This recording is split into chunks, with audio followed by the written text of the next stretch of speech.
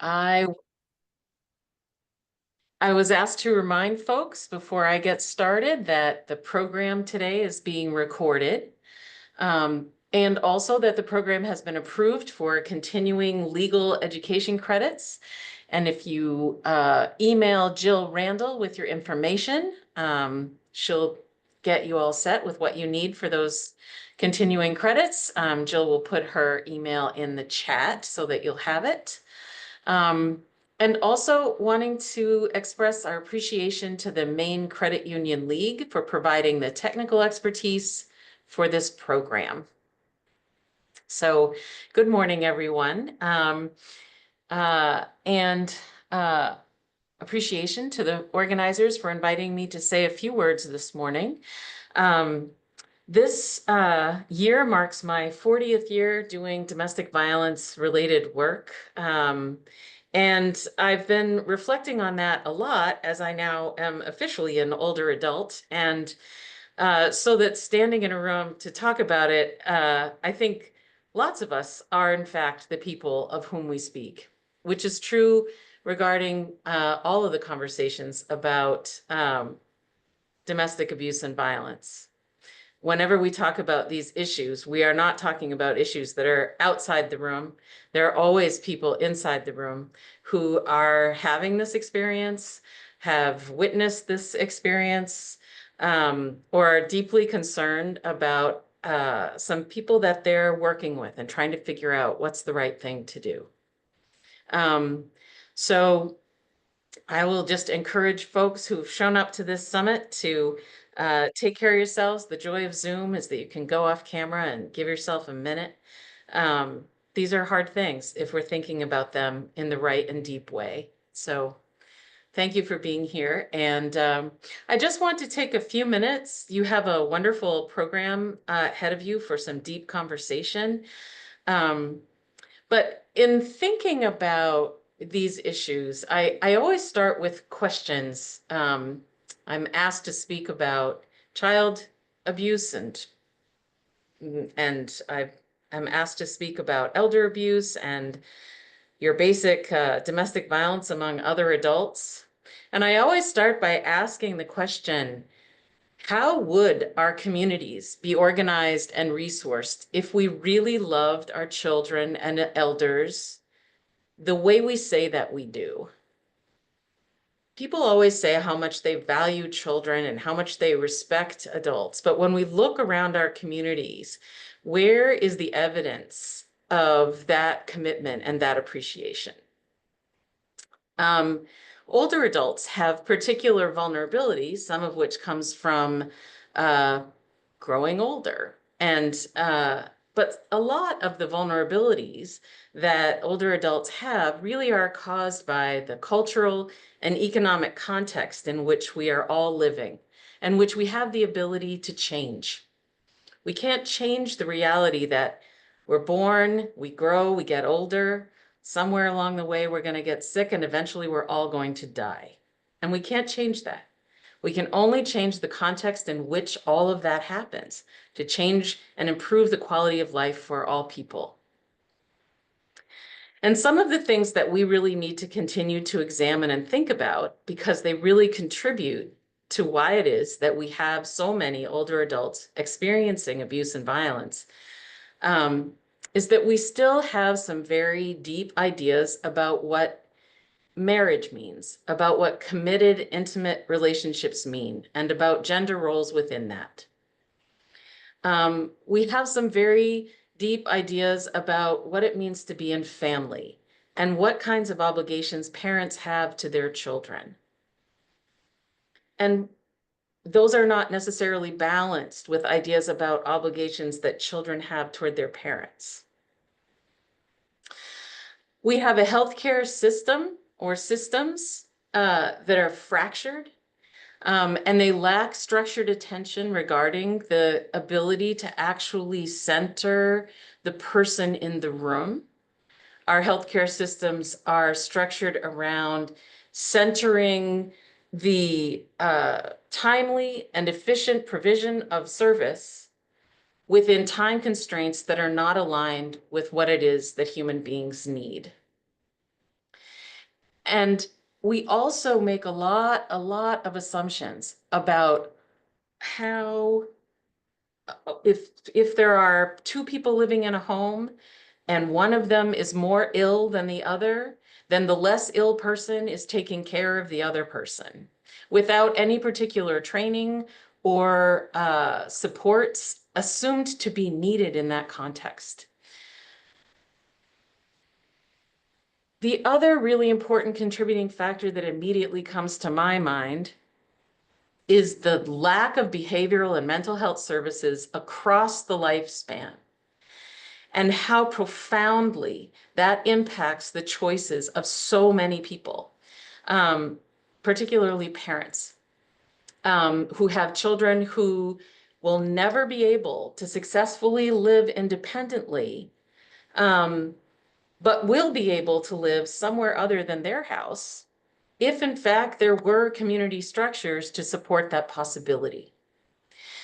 Those are just 4 areas of cultural and economic context that I think are really enormous drivers of why we have so many people experiencing abuse and violence in their older years, certainly in our state and beyond. In the few minutes that I was speaking today, I wanted to share just two stories that illustrate these, because one of the things that I'm just really grateful for is that I stumbled across this work these many decades ago, and have had the opportunity to be instructed by so many wonderful people who have gone through the process of really experiencing abuse and violence and then making choices and trying to move beyond that experience in ways that I had the privilege of being near. And the first person I'll mention, her name was Grace. And I met Grace in the 90s, and she came to where I was working. At that time, I was working at an organization that's now called Partners for Peace, that's centered in Bangor, serving Penobscot County. And her son connected her to us. Grace at that time was probably my age now. She was in her mid-60s, and she had been living on an island off the coast of Maine with her husband, and they were the caretakers. And when the people that owned the property were not in residence, they were the only 2 people on that island. And they had gone there to do this job after having raised their family. So their children were all adults. And Grace had experienced various kinds of controlling, coercive behavior, as one does, living with someone who's abusive to them over time. There was not a tremendous amount of physical violence, but there was tremendous amount of isolation, and Grace had no access to the economic resources of the household. Um, and there was a lot of gaslighting, which is really her husband sort of creating these ideas about how things were, that were not really aligned with what is objectively true. And one of the things that he would do is that Grace would be reading a book, and she would put the book down and go do other things and come back, and the book would be gone. And he would say, and she'd say, where's my book? And he'd say, you weren't reading a book. You're losing your mind. And so he kept doing those kinds of things until she was really questioning whether or not she was getting some kind of dementia. And eventually there was an incident in which he assaulted her and really hurt her hand. And so he felt like he really had to take her to the doctor because it was hurt badly enough. And her only access to the mainland was the boat that she couldn't pilot, but he could. So he put her in the boat, took her to the hospital. And when they were in the emergency room, he said, I think she's really developing, she's losing her mind. There really ought to be some assessment done, because she's going to make a bunch of claims, I'm sure, and they're crazy. And so they called in a physician who did an assessment, and the physician said to Grace, Grace, I don't think that you're losing your mind. I think that you're being abused. And I'm curious about whether there's anybody I could call. And one of their sons had been trying for years to get his mother to leave their father. And so they were able to call him, and he was able to come, and he connected Grace to us up in Bangor. And she came to a support group, and she said, it was like finding a whole new reality that I had no idea. It took her years and years to finally be free because she needed hearing aids, and there wasn't any other resource for her to get the $3,000 she needed at that time for that until the divorce was final. And so he kept continuing and fighting the divorce until it took 3 years for her to get access to those hearing aids. But she finally did. And she had many years in which she was able to live a peaceful life. But she also had to mourn the loss of a couple of her children who were just really angry at her for leaving their father. So there's nothing simple about finding yourself in a place where your life is being kind of crushed out of you in a variety of ways and finding a path to freedom in the context in which we're working culturally and economically. And very quickly, Barbara Barnes in 1999 was stabbed by her adult son who had chronic mental illness. And she had worked with us for quite a long time. She had even at one point gotten a protection order in order to have him removed from her home.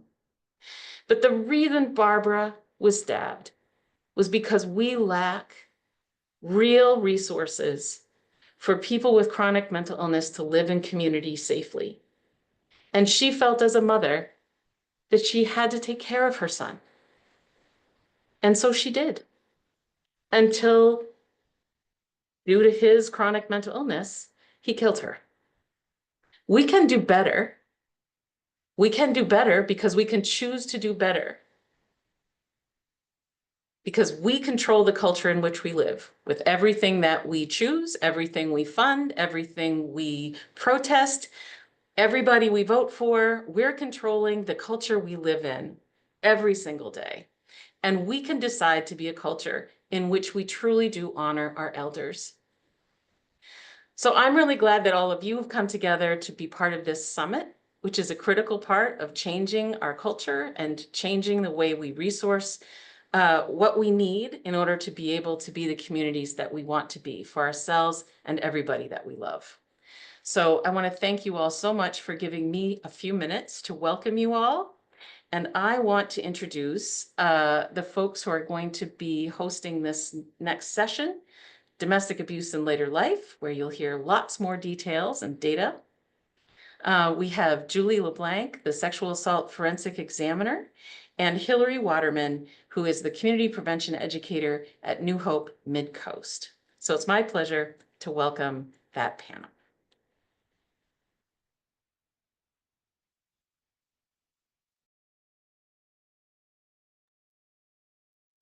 Thank you, Francine. I'm going to jump off of a lot of the things that Francine said that will also, I will be riffing on a little bit in my presentation to you this morning. But anyway, I'm Hillary Waterman.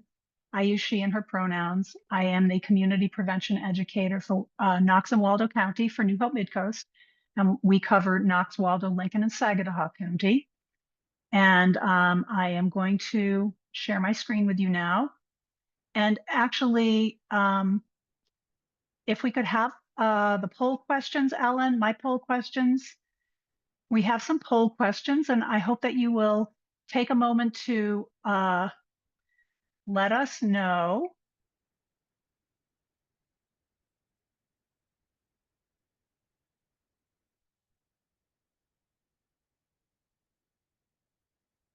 the answers to some of these questions, a little bit about you and a little bit about your ideas about some of what we're going to talk about today. And also the questions. The first one is about, we just like to know who's in our audience. And then we have some questions about your experience with and understanding of certain kinds of domestic abuse. So I will go ahead and share my screen with you. Whoops.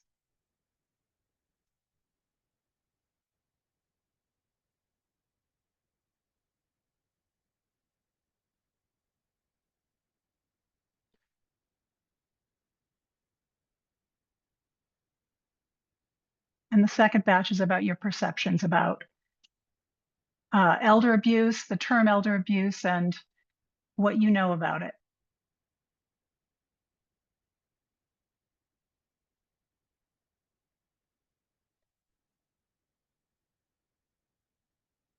So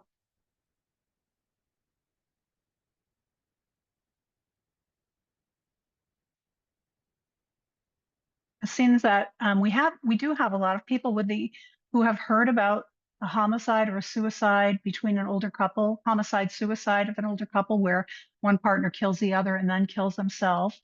And it is often framed as there being some kind of a mutual pact or else a so-called mercy killing in which one partner may be choosing to end the other person's some kind of suffering. So I'll talk a little bit about that in my presentation later. But that's a common myth about homicide, suicide, especially between older couples. And then elder abuse is really commonly believed to be mostly about adult children, perhaps, embezzling money from their parents or in some way, not doing what they're supposed to do in their role as a caregiver. So I'm going to focus on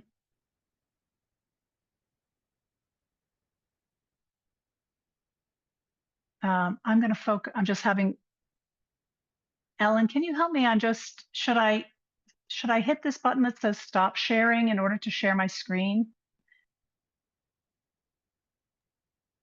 Yes, I can stop sharing the poll and then you should be able to share your screen. Okay, great. Thank you. Should have asked about that before we started.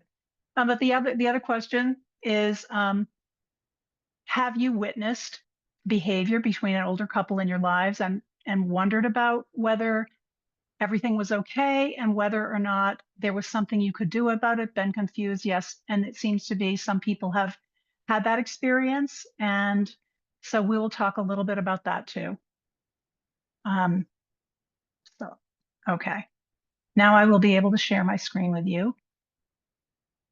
And I'm going to talk a little bit about domestic abuse in general. I'm going to talk a little bit about elder abuse, what we call elder abuse, and the ways in which they intersect and the ways in which we sometimes misperceive them or misframe them, and some of the cultural myths that help to obscure what's really going on in people's relationships. So thanks for coming this morning. I really appreciate every single one of you taking the time to be with us.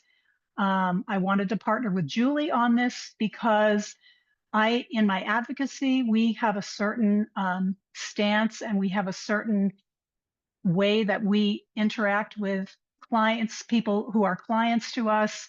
And we also have a way of framing and understanding domestic abuse. And what we are not are healthcare professionals, but I know that Julie has this vast base of knowledge about the healthcare system, which is one of the very important contexts in which older adults often encounter people who could support or help them, or potentially intervene if they're experiencing something they shouldn't be experiencing. So I am so happy to be partnering with her on this. I'll just quick note about language. So when we talk about older adults, it's kind of a vague term. The National Institute on Aging and many other organizations use 65 as the age to define older adults.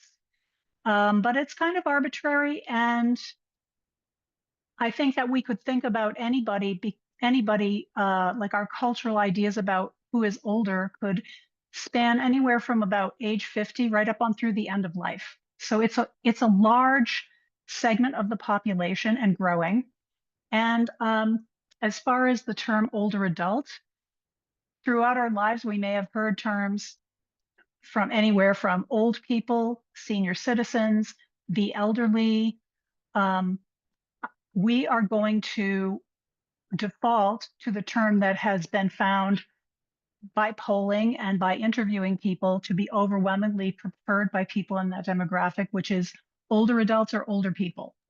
And I'm also in that demographic. And so you may realize that people in some perhaps indigenous communities and other more traditional communities use the term elder in a more honorific way, and it's not given the negative spin that it is given in like contemporary Western culture. So that's a separate context in which the term elder is understood in a different way. But we're going to avoid it, even though this is the Elder Abuse Summit. That's okay. We will use that term because that's the default term that is defining our day today. But I will talk about older adults and older people, and that will be the language that we choose to use today. I just want to note that a jumping off point for this was a lot of the material in the Maine Homicide Review Panel's 14th biennial report, which was put out in 2023. And I highlighted here that one of the stated goals of the most recent report was to raise awareness of domestic abuse among older Maine residents. And I think that that is a difficult topic for people. Domestic abuse in itself is a difficult topic for people. It's uncomfortable. And I think that people feel even more awkwardness and discomfort talking about the idea of domestic abuse among older adults. We don't want to think that this is something that even exists, but it is a serious problem. And the report also highlights the need for increased focus on the prevalence of depression or suicidality, which is a risk factor for homicide, suicide, and domestic abuse. And I will touch on later in the presentation, but of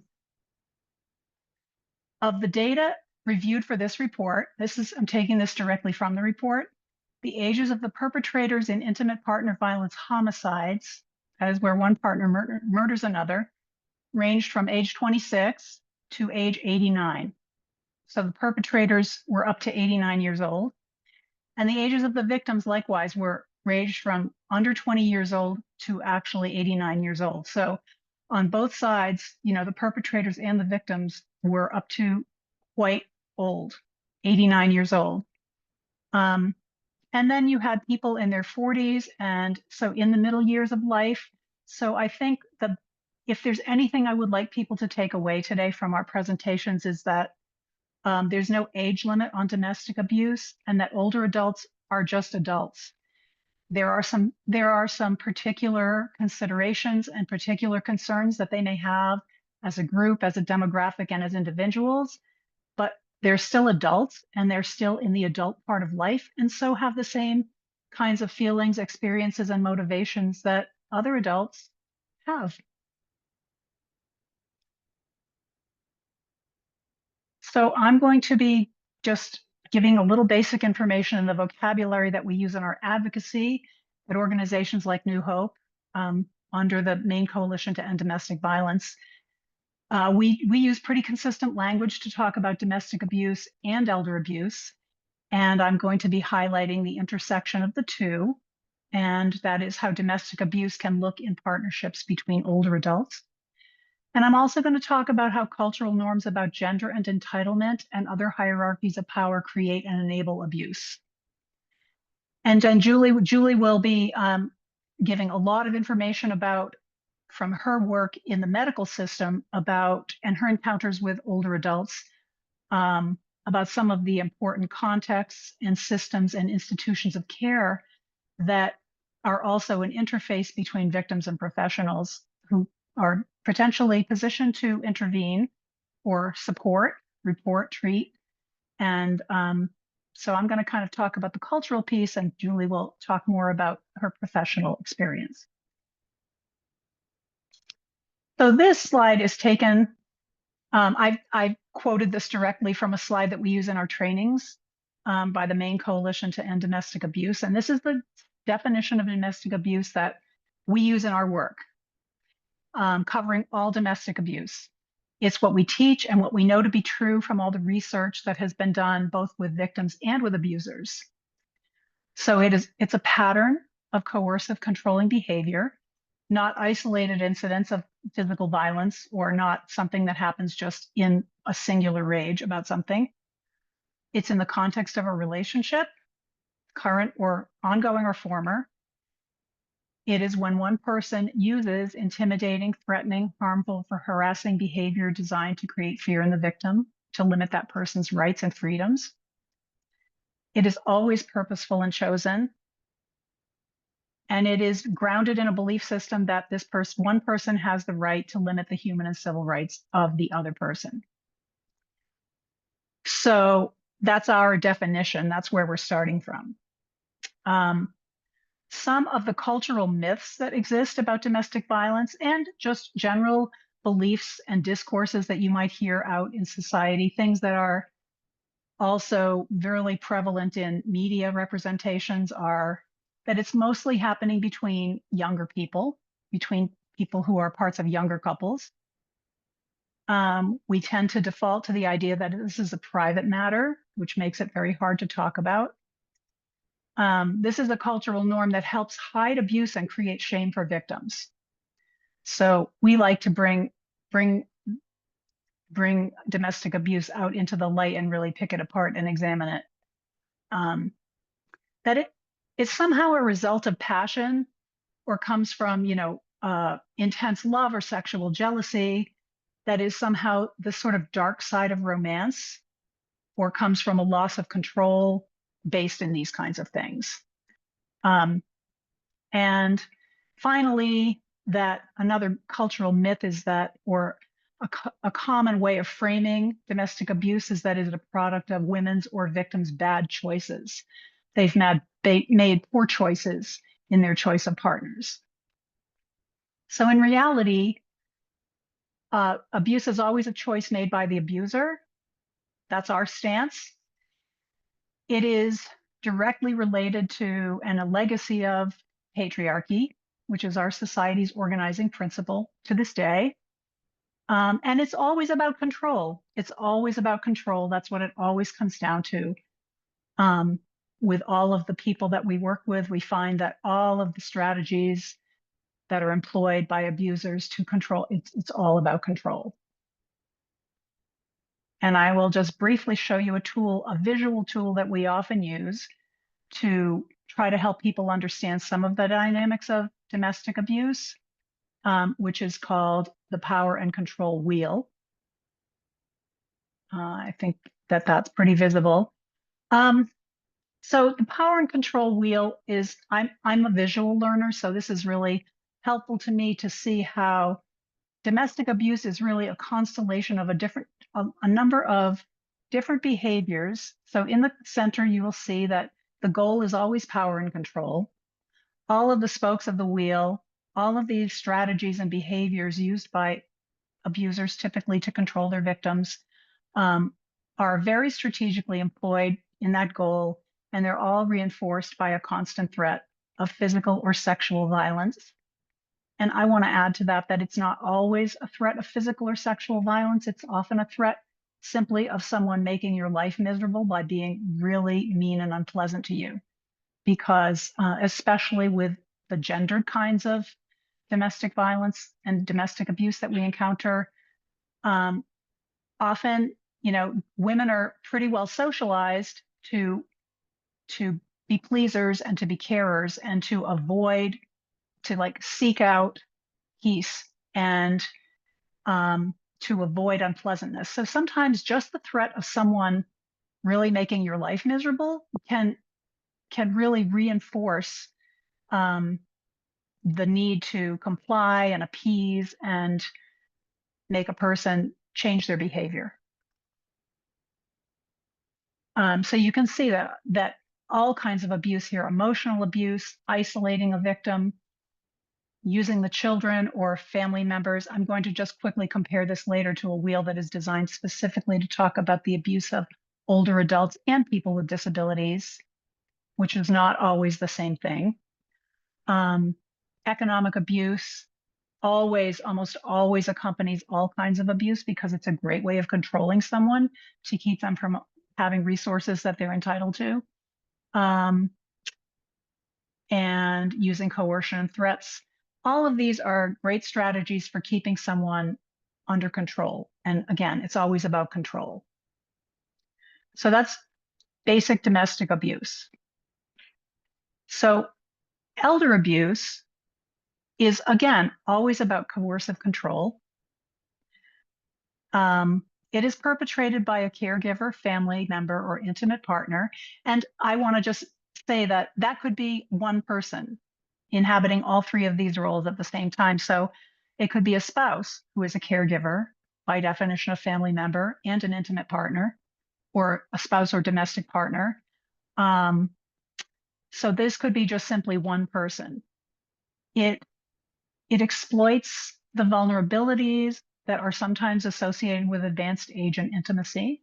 And I just want to hedge a little bit and say that that vulnerability and disability are not necessarily part of every person's aging experience. Some people have a very robust old age, and that's a wonderful thing. And then there's sort of a spectrum of people who experience different kinds of vulnerabilities associated with the aging process.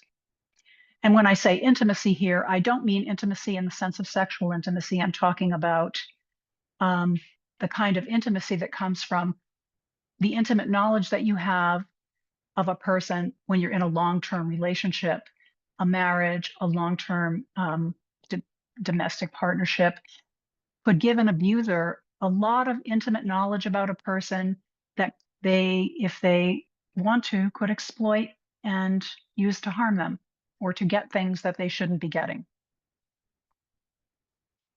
And elder abuse also can happen to any older adult of any demographic, any gender, race, religion, any social class, socioeconomic status, sexual orientation or gender expression. Anybody in any kind of identity or combination of identities can be a victim or an abuser of any kind of abuse. So what I just want to emphasize here is that these things are all common to all kinds of domestic abuse. So again, I just want to talk for a moment about some of the kinds of cultural myths and messages and associations that people tend to have about elder abuse. I think a lot of people really think that when they hear elder abuse, that it's mostly about financial malfeasance. It's about someone taking advantage of an older adult's money, taking their money, using their money, or getting them to make them a beneficiary of a will in an inappropriate way, taking advantage of some way in which they could be vulnerable or dependent. And that is often true, but it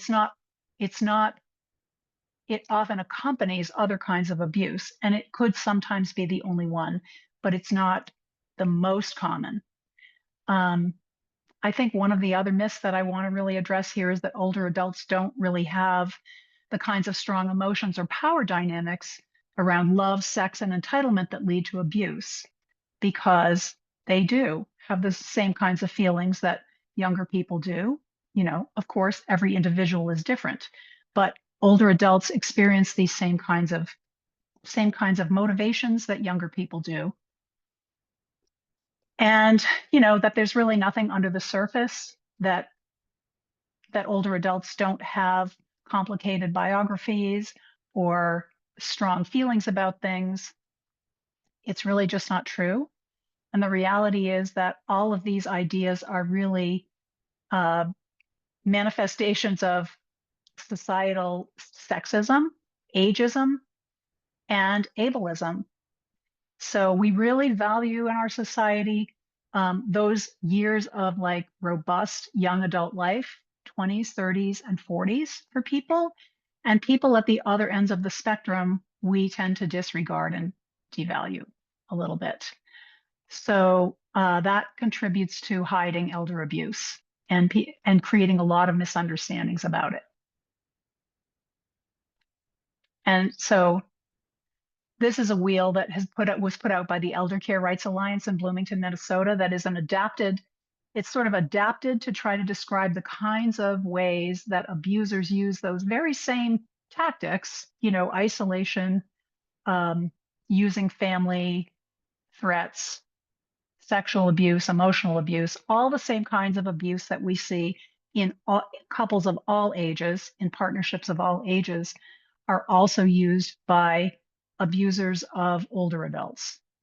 And they've manifested in some different ways. And maybe there are some particular areas where a person might be more vulnerable to a particular tactic, but the tactics are all the same. And, for example, we don't often want to think of, and Julie will address this more, but often sexual abuse of older adults goes completely under the radar because we desexualize older adults. And so we can't even think about them experiencing sexual abuse because it's just not it's not in our kind of cultural schema of what old age involves.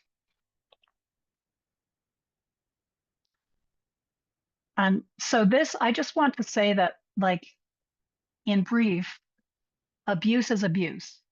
So elder abuse and domestic abuse are part and parcel of each other. So what really differs, as we say in our work, is who is doing what to whom with what impact. Any domestic abuse of an older adult is also elder abuse, and any elder abuse by a partner or a close family member, particularly if they are in the same household with the victim, is also domestic abuse. So there's a slightly different nuance, and there are kind of different techniques that abusers might employ, and there are slightly different circumstances and perhaps different contexts for different kinds of abuse. But these are really part and parcel of each other and very much akin with each other. And abuse is very much just abuse. So elder abuse is really bolstered by the fact that in our society, there's a lot of ageism. And what's ageism is the attitude or stance that people in certain stages of life, typically older adults, but also the very young, are just less able, less valuable, less entitled, and have fewer rights than the dominant group in society, which is people in their kind of prime of adulthood, those years, 20s, 30s, and 40s. Ageism really helps keep intimate partner abuse invisible. Why? Because ageist attitudes tell us that older adults no longer experience these strong kinds of feelings that lead to abuse, and also are not vulnerable to intimate partner abuse or likely to commit it. So moreover, we know that abuse is really about control. It's not about passion. And, when abusive people are jealous, it is really about ownership and possession, not love. So again, I'm just going to say it again, that if there's anything I want people to take away from today, it's that older adults are just people with the same rights, principally the same rights, the same motivations. And even if they have some age-specific needs, and even if they need someone to help them access the things that they need, someone who has like greater access to those things, they still have the same rights and the same kind of motivations to live their life in a way that fits their needs as everyone else does. And just a note about vulnerability. Vulnerability is not necessarily a negative thing. But when it's exploited by an abuser, it can become one. So someone with more power in a relationship can leverage a vulnerability. And so also, I know that the wheel that I just showed you kind of conflated older adults and disabled adults for the purpose of just that particular wheel, but age is not automatically a disability. It can come with a lessening of some of the physical robustness or ability to defend or care for ourselves on our own. So this fact can create an intersection of age and disability or vulnerability, but they're not the same thing. They can overlap with each other. And the point being here that older adults have the same basic rights and need as every other adult. Freedom of speech, freedom of where you want to go and what you want to do, the pursuit of happiness. And even if they need assistance from someone younger who is differently situated vis-a-vis some critical resources they need, they have a right to have that and to have that provided with dignity.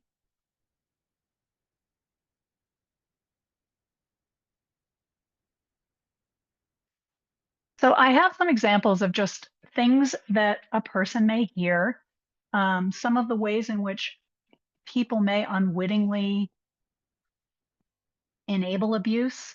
One of the ways that these are just some of the things that could be said within a family system, for example, that might hide or enable an abuser who's controlling their partner. So something like, oh, that's just how men my father's age act. He loves mom, he just doesn't know how to show it. So in this case, chalking abuse up to some kind of generational deficit is really implicitly demeaning, actually, even to the abuser, because it's like saying that the abuser doesn't know better because older adults don't know how to have relationships. They're not enlightened like we are. It's really demeaning to both people, and it's really callous to the needs of the victim. It kind of reminds me, as someone who remembers this, I'll just give a cultural reference that shows you where I am in this process.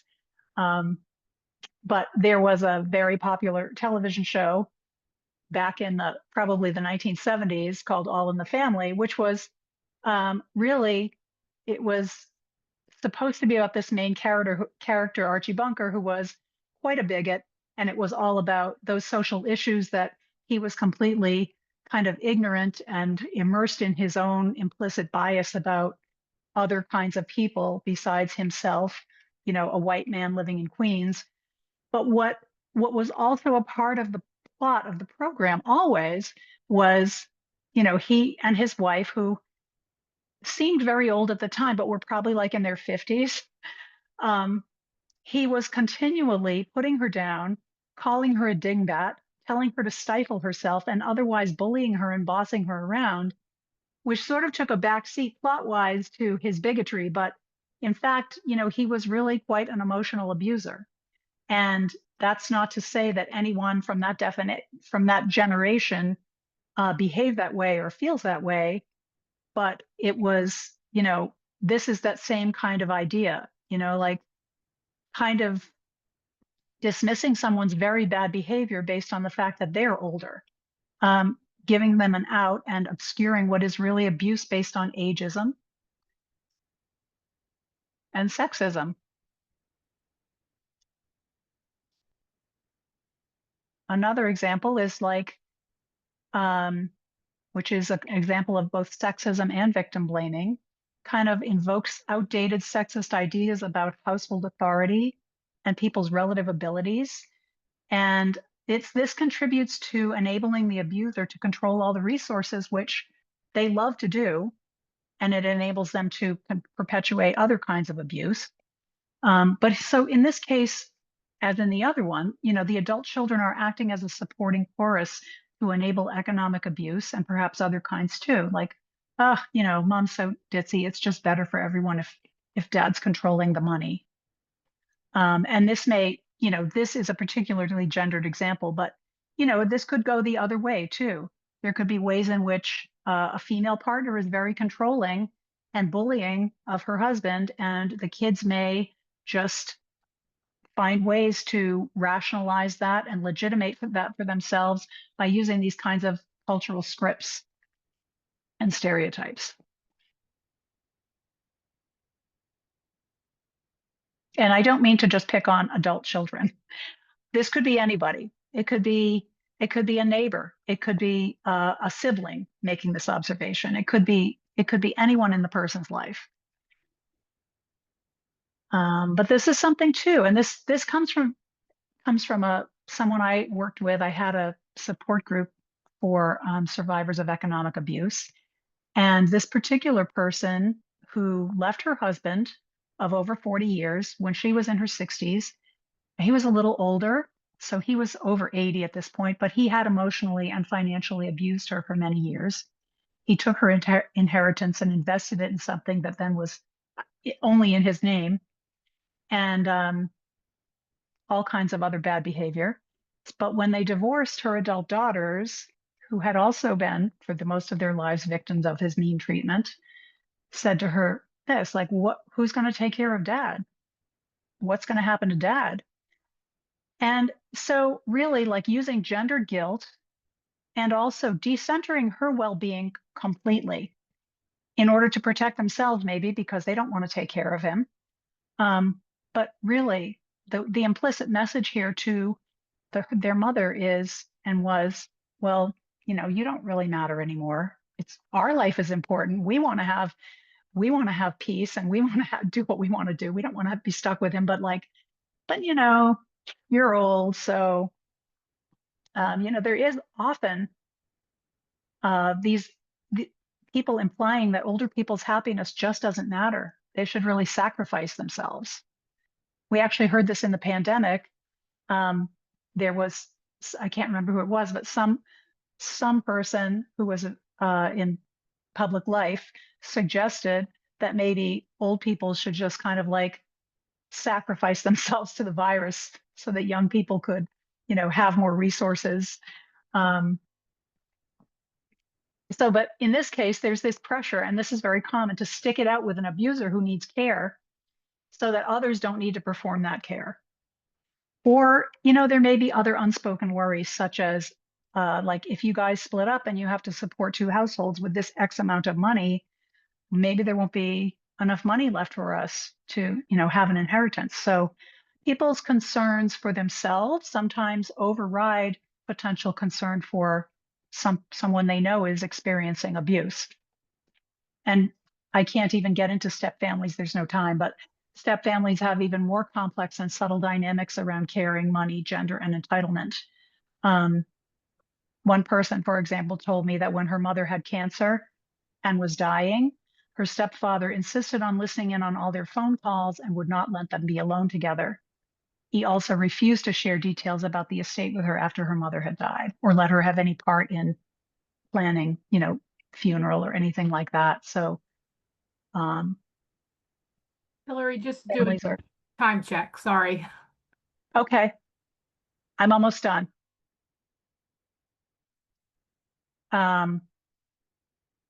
So this is the one that just comes from the main homicide review panel. This is the idea that sometimes people have that sometimes people misinterpret elder homicide suicide as a mercy killing, which comes from ageist assumptions that getting old is so bad and so degenerative that a loving partner could, or should take it upon themselves to end that suffering for the other person, when in fact, elder homicides and suicides come from the same power and control dynamics as they do in younger couples. I have the power of life and death over you, and I'm going to exercise it. And we know that in 33% of homicides and suicides, there's a known history of domestic violence. And I'll just quote the homicide review panel, that 14th annual report, quickly, and say that most murder-suicides in Maine are committed with firearms and are gendered. A male intimate partner kills his female partner and then kills himself. And when the partners are older adults and the question arises of whether a mutual plan existed, remember that was from one of our poll questions, regardless of the answer to that question, based on the cases the panel reviewed, it remains true that the male intimate partner is the one who decides and enacts the homicide. So again, has the control. But regardless, people often, and the media is guilty, media often frame domestic violence, homicide, suicide cases involving elderly people as tragedies for both people and as some kind of mutual pact. It's often like even just idle speculation of a mutual pact, even with no indication that such a thing is actually going on. So I will skip that last slide and just show this map quickly about, these are all of the, so if you feel like something is wrong in a relationship that you know of, or that someone is feeling like they need some help, you can always call one of the domestic violence resource centers around Maine. They're listed here on this slide, and you can always Google them, domestic violence resource centers for whatever county that person lives in. And advocates from all over the state can talk to someone and, you know, help them make a safety plan, help them figure out how to have a better life in some way than they are experiencing with their abuser. So I'm going to stop there because I don't want to like go over, and I want to give the session over to Julie, and I'll stop sharing my screen and let Julie go on and tell you about her side of things.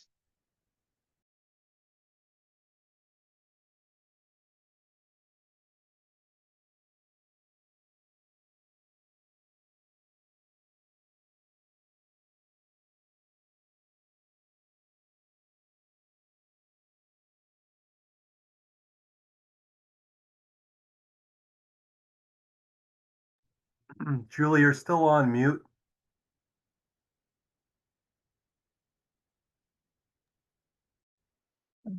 Sorry, just trying to figure out how to share the screen.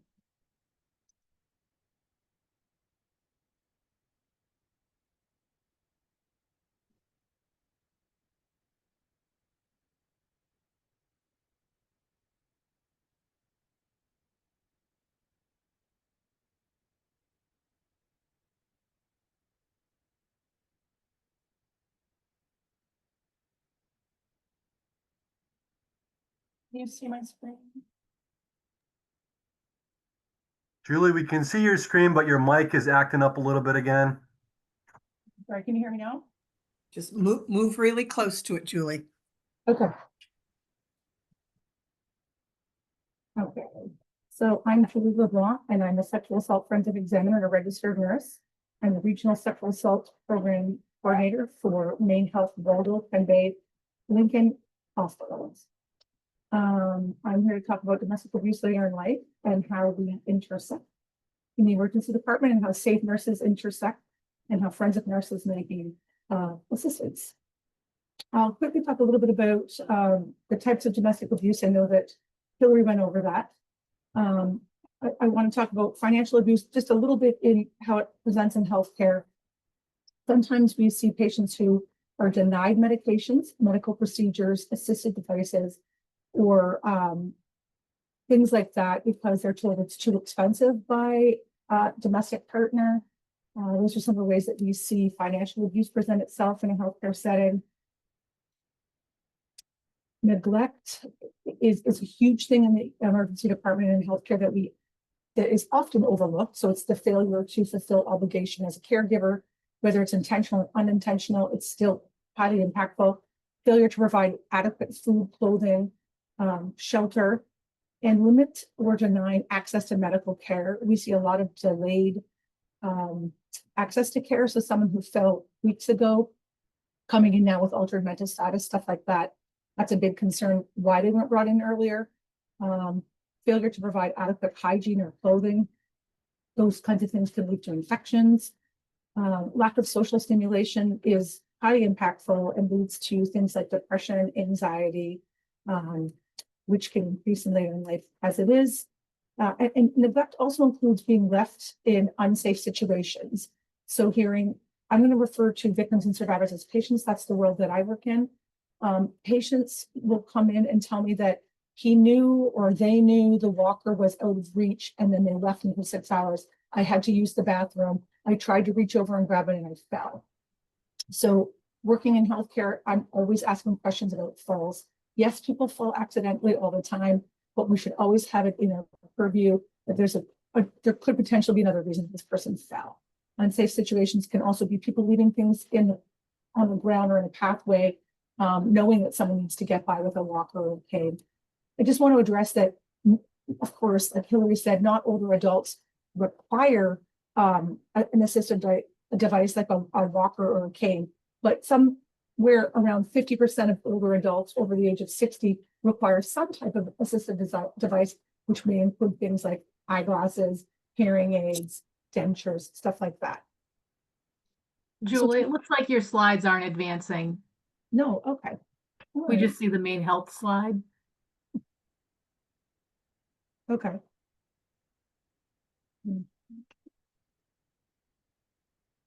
Sorry about that.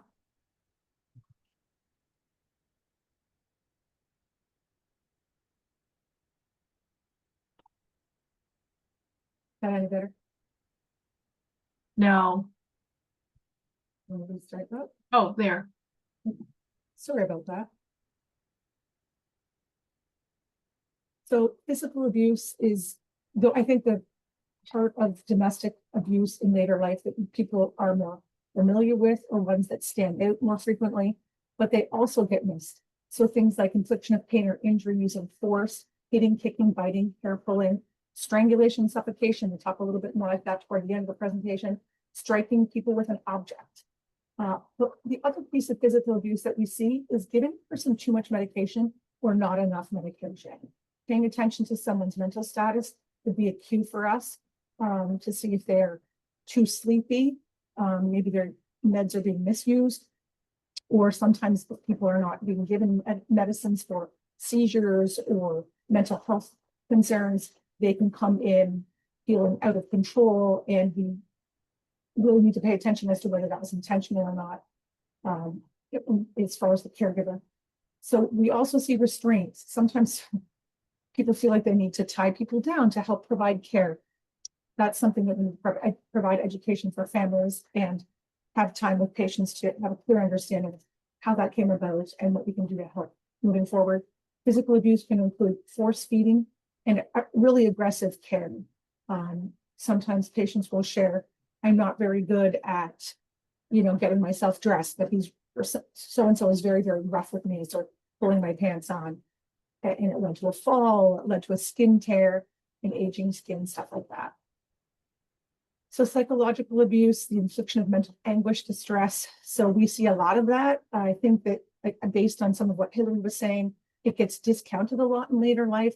They're just an old married couple, stuff like that. We have different expectations for older adults, which is unfair. People don't want to intervene if they think it's a domestic issue. They want to mind their own business. It behooves us to pay attention, because often where there are threats of institutionalization, verbal aggression, gaslighting, there are other types of harm happening. People experience having their items taken away. So they either are not purchased, or someone's breaking their devices, their glasses, their hearing aid. Sometimes there's intimidation. Someone's setting a weapon out and about so that they can be seen. And it doesn't necessarily have to be held to someone's head for them to know the threat is there. Another huge piece of psychological abuse or emotional abuse is blaming or denying that the abuse ever happened. So sexual abuse really is any non-consensual sexual contact of any kind. So I think people don't think of older adults and think of them as being sexual people. So therefore, the rape myth of thinking that sexual assault is a crime of sex when it's really a crime of power, they kind of mesh together and land society in a place where they think that older adults can't or don't get sexually abused, and they most certainly do. It sometimes involves forced penetration, but sometimes it looks different in older life. There can be unwanted caring and dating. There can be unwanted exposure to pornography. Sometimes we work with patients who say that they're in the room and their caregiver, whether it's a family member or a spouse, is watching pornography and masturbating in their presence, despite the fact that they've said they don't want to be present for that. Sometimes patients are having their photos taken while care is being provided to them in a very vulnerable way without their consent. unwanted sexual talk, sex trafficking, human and sex trafficking happens for older adults. We need to make sure we're very aware of that. And ageism and misconceptions about sexual assault make older adults far more vulnerable. Risk factors for perpetration include things like mental, this is for the perpetrator. Sometimes the perpetrator is the person who's being cared for. It's not always the opposite where they're the caregiver. It can go in both directions. Perpetration risk factors are mental health issues, substance abuse, physical problems, history of traumatic events and family conflict, social isolation, past disruptive behaviors, inadequate preparation for caregiving, and a high financial and emotional dependence on vulnerable older adults. So it makes sense for us to pay attention to those that are around potential survivors or victims, and paying attention to things like that. Risk factors for abuse include social isolation, female gender, higher disclosed abuses of older life abuse for females, shared living space, physical frailty, substance abuse themselves. We see patients who self-medicate to deal with the types of abuse they're dealing with, and it becomes a vicious circle. So cognitive impairment, having a caregiver, and conditions that increase dependence on others. I want to talk about dementia and abuse. I think that it's one of the biggest ways that society and healthcare overlook abuse. Patients disclose all the time that may have dementia. Dementia is not one illness, it's an umbrella term to discuss many different types of dementia and cognitive impairments. And so sometimes people will disclose to the neighbors, their families, healthcare workers, you name it, and someone says, yeah, but they have dementia. That's a very, very dangerous thing to do.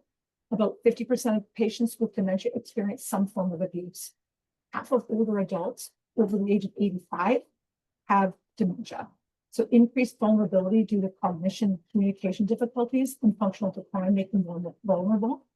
But it's really, really, really important to know that even when memory is impaired by dementia, traumatic and emotional memory is spared.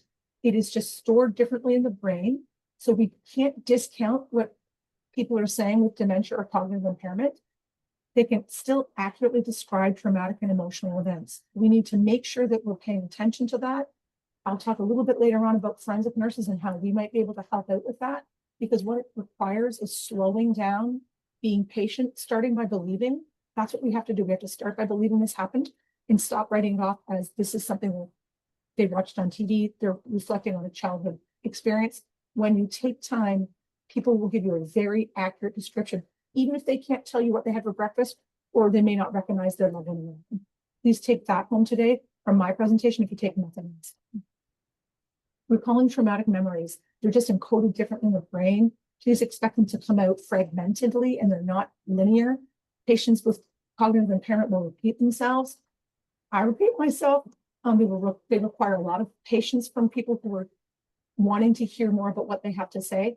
You may want to choose asking questions about sensations. So saying things like, what were you feeling? What were you thinking? What did you hear? What did you see? What did you smell? And taking time and repeating it back to them. So time and patience, we can get good histories from people with dementia. So there's a lot of barriers to identifying abuse in later in life in healthcare. A few of the reasons are more common reasons are lack of awareness and inadequate training. I wish I knew more earlier in my career. It's easier to pick up this kind of thing when you've had forensic nursing training.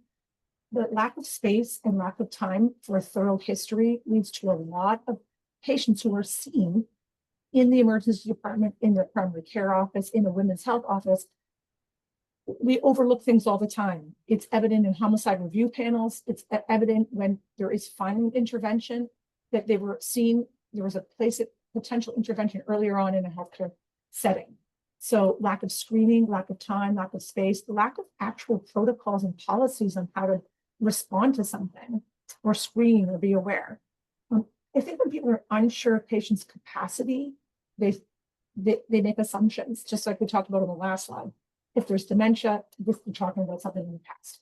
I think also healthcare workers want to be definite in their ability to call adult protective and say, this is what we're seeing. So the fact that they're having difficulty distinguishing abuse from accidental trauma or illness, infection, or normal aging changes prevents a lot of people from intervening and making mandated reports.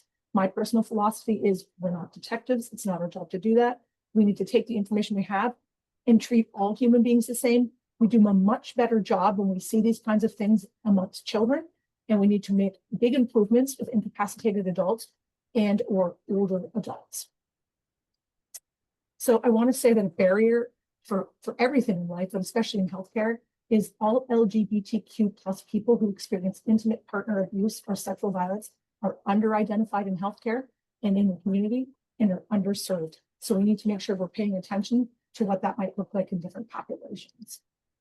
Barriers to leading include a lot of people, older adults, are unaware that help is out there. They didn't have domestic shelters or resources when they were younger couples, potentially with the same partner. Fear and shame based on gender roles at the time, historical social norms get in the way. Chronic health conditions make people feel more dependent on other people. Maybe their health insurance is through the partner or the person that's abusing them. Lack of social support or perceived lack of social support, deteriorating health, survivor dependence on either the abuser financially or vice versa. And there's a huge vulnerability when leaving a domestic partner, so there's a higher chance of homelessness. How do people present to a healthcare situation when they're being abused? Not in the ways I think most people think. They're generally coming in, for the most part, with 2 or 3 symptoms. They're having behavior changes or combativeness. When I hear someone has had a big change in behavior, they're combative out of the blue, my mind is not just saying, do they have a urinary tract infection? Do they have pneumonia? I'm also saying, what's happening to this person? That should be in everybody's brain who's caring for older adults. They often come in again with a delayed presentation, a worsening illness. Maybe they have diabetes and they haven't been given their meds or aren't getting their sugar checked. So we hear the words accident and fall a lot, but we should be looking into what does that mean? How did that happen? Is the injury consistent with this report of how it happened? Infections can be a concern when we're seeing altered mental status in patients that their urine is not showing infection, their chest x-ray shows no infection. Are we adding on sexually transmitted infection testing? And maybe that's a pathway we should be having. Pain and injury is another way that older adults present to the emergency department. So the impacts of abuse later in life, people who experience abuse later in life, they die soon. They die soon.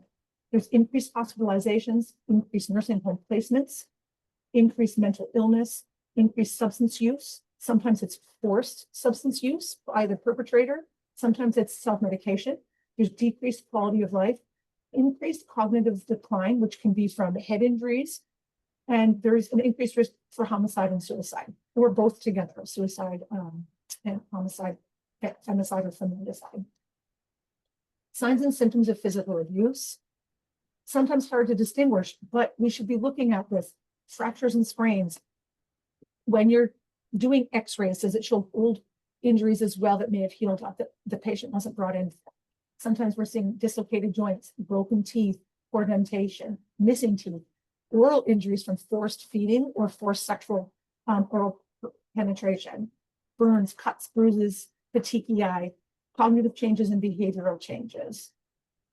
So accidental bruises, they often occur in predictable places, not unlike what we see them on other human beings, right? Bony prominences are most often experienced on extremities, forearms, shins, consistent with the medical history and the report of how this injury took place. Falls on the face, you shouldn't have an injury on your soft cheek, but maybe on your cheekbone, your nose, or your forehead. Doesn't make sense. So non-accidental bruises are more likely to be on soft body parts. They can be patterned or clusters of bruises, maybe where someone had been grabbed.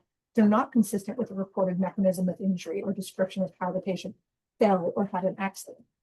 They're not consistent with the patient's functional ability. If this person's in bed all of the time or most of the time, they shouldn't have various stages of healing of injuries. So research shows that bruises that are larger than 5 centimeters are highly indicative and very suspicious of abuse. So we need to pay attention to that. People who are abused are more likely to remember the causes of bruising, even in the presence of cognitive impairment. So concerning places for bruises, behind the ear or ears, cheeks, neck or jawline. There shouldn't be injuries on the head or neck when there's not injuries on anywhere else in the body. If they fell, there's a slim chance they hurt their neck and face and no other body part. It doesn't make sense that there wouldn't be a forearm, elbow, wrist, hand injury, knees, shin. It just doesn't make sense. So head and neck injuries in and of themselves, isolated, very concerning. Concerning places for bruises also include thighs, upper thighs and inner thighs in particular, but thighs in general, upper back or torso, buttocks or genitalia, and the soles of the feet. Neglect findings can include poor hygiene, inappropriate sewing clothing, over medication. I think I went over that in earlier slides, and we'll go through that. I just want to bring up poly-victimization because it's important. Patients or survivors that are experiencing these 5 S's are at a far higher risk of dying by gunshot from their perpetrator. So if they're experiencing suicide, if their partner's expressing suicidality, I'm going to kill myself if you leave, I'm going to kill myself if you tell anybody, highly concerning. Stalking. People won't think older adults get stalked. They do. We don't use that term when we're assessing patients. We describe stalking behaviors, and then we check the boxes and we tell them what we call that. It happens far more often than one would think. Sexual assault, we also don't say that in the presence of domestic violence. We ask if people are having sex to be safe or forced to have sex. They often don't say sexual assault or rape. Strangulation, again, way more common than people think. And serial battering has the person that's harming them harmed people in the past. A combination of those 5 things put people at higher risk of dying at the hands of the person that's hurting them. Sexual violence later in life, heightened risk of physical injury for people who are postmenopausal. It's really important to know. Symptoms and injuries are often not recognized, or they're attributed to something else based on the fact that we don't think anyone would want to sexually assault an older adult because we have these horrific misconceptions about sexual assault being about sex and therefore being with a beautiful person and not having thoughts of age and beauty being together, which is completely untrue. There are different forms of sexual violence, sometimes in older life, not being screened for sexual abuse. People are uncomfortable doing it on a good day in healthcare, never mind older adults. Older adults are less likely to report and less likely to be believed. There's a lot of research around people not disclosing because of the fear of either being blamed or fear of not being blamed. Signs and symptoms of sexual violence later in life, far more likely to have genital and anal injuries, than maybe bite marks, pattern injuries, a lot on the thighs, grab marks on the wrists, thighs, buttocks, breasts, face, neck bruising, dramatic behavior changes. Sometimes that's the only key that lets us sort of get in the door, if you will. Altered mental status, intraoral soft tissue injuries, sexually transmitted infections. Stalking, and we'll spend a lot of time on this for time wise, but 40% of stalking victims are stalked by current or former perpetrators. That includes older adults. Stalking increases the risk of intimate partner homicide by 3 times. That's from the Spark website. And 77% of older victims of stalking were told they were overreacting, and 66% of older victims were not taken seriously by police. When you live your life based on fear because you're being stalked, it's highly impactful for your physical and mental health. You need to take that seriously. Strangulation and suffocation in older life. It's a true medical injury for all folks, but it's especially a medical emergency for older adults due to underlying diseases and the aging process. They're far more likely to have injury, even if you can't see it on the outside. It's definitely underappreciated in older adults that are experiencing domestic abuse and sexual violence, and injuries often go undetected and may be discounted. So I'm going to speak quickly. If I'm too fast, please let me know. Strangulation is the external pressure applied to the neck that stops blood flow and or oxygen. It can lead to unconsciousness, brain injury, or death. There are 3 types: manual, ligature, and hanging. In domestic violence, we're more likely to see manual. That's when someone applies pressure to the neck with their hands or another body part. That's nearly 4 in 5 victims of domestic violence. We are far less likely to see physical injury, especially in the acute phase, first day or so, when it's manual, although we do see it sometimes. More likely to see injuries with hanging or ligature, and sometimes it's a combination of those things. Again, strangulation is not the same as choking, even though patients will describe it as choking. Choking is internal. Suffocation is often a piece as well. So that's stopping breathing by smothering someone with something over their mouth or sitting on their chest, So positional, traumatic, or mechanical asphyxia. So we have had patients who someone is sitting on top of their chest so they can't expand their lungs. They're therefore not able to breathe properly. They may simultaneously have someone have their hand on their mouth. So really quickly important to know just that there's two different types of blood vessels. The arteries carry oxygenated blood up to the brain, and jugular veins bring deoxygenated blood down. When only one of those things is working, huge potential for injuries. So the carotid arteries only need 11 pounds of pressure per square inch for 10 seconds to render unconsciousness, and the jugular vein only 4.4 pounds for less than 10 seconds. And just remember that unconsciousness is not a black and white thing. It is not an off and on switch. It's more of a dimmer switch. People describe going in and out. They may not even know that they lost consciousness, but based on gaps in memory and descriptions to healthcare workers, we can usually suss it out. This is a quick example of how little pressure it takes on the neck. You can open a can of pop or soda for 20 psi, which is far more than it takes to cut off the blood to the neck, to the brain. So just a little infographic here to talk about timelines and pressure on the neck. It takes 5 to 10 seconds to render someone unconscious. They can have a knock seizure in 14 seconds. Bowel or bladder control is lost in 15 to 30 seconds. And you can have petechiae on the skin, in the mouth, in the eyes, different places when you've had 10 to 30 seconds of sustained pressure. Strangulation signs and symptoms, too many to mention here today. Happy to provide more presentations for folks who are interested in learning more about strangulation. It's really important to learn, probably for everybody that's here.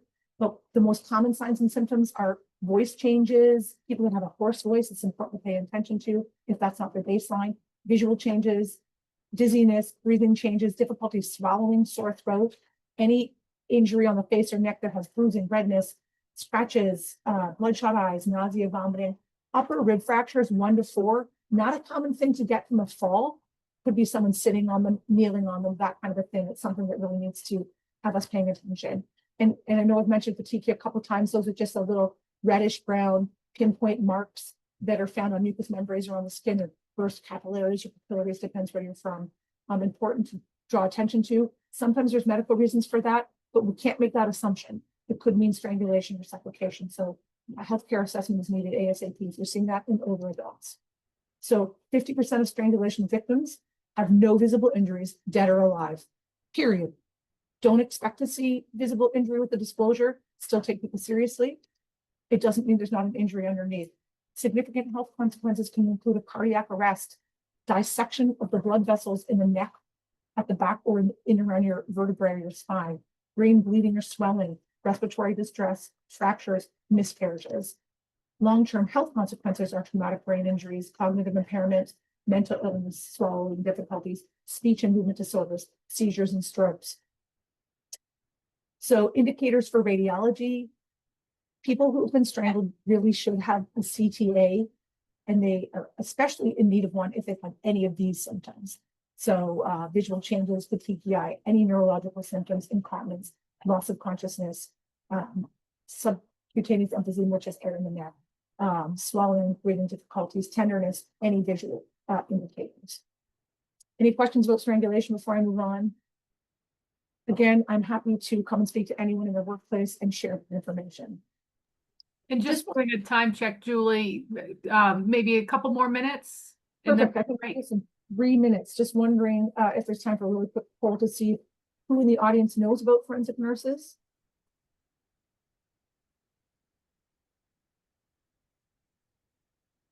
There's nothing in the chat. Okay. All right. So I'll move on. Do you know how forensic nurses can help health outcomes for older adults experiencing abuse and in the criminal justice system?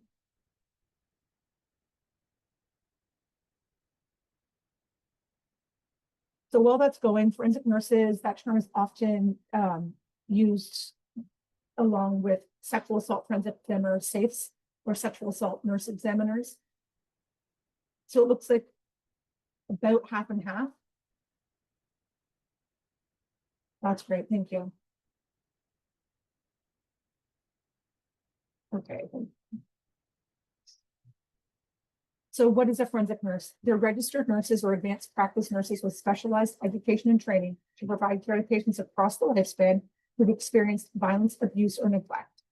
So we are an intersection between the healthcare and legal systems. We can collect evidence to aid in the criminal justice process, and we testify in court as fact witnesses when we work with patients, or as expert witness who can explain why someone experiencing strangulation may not be able to comply with law enforcement in an investigation. And we can talk about that as the experts. So we provide medical forensic exams, really thorough history taking, head to toe assessments, identify injuries and infections.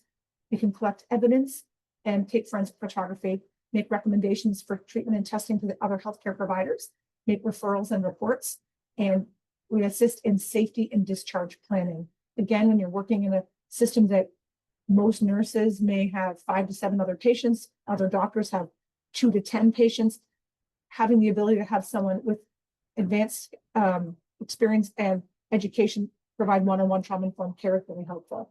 I'm not going to spend a lot of time on this slide. Documentation, I will say I've had prosecution say to me before, or DHHS professionals say that they really love our documentation. It's very thorough. We use a lot of graphs to and body maps, I'm sorry, to document injuries. So we can help in that way.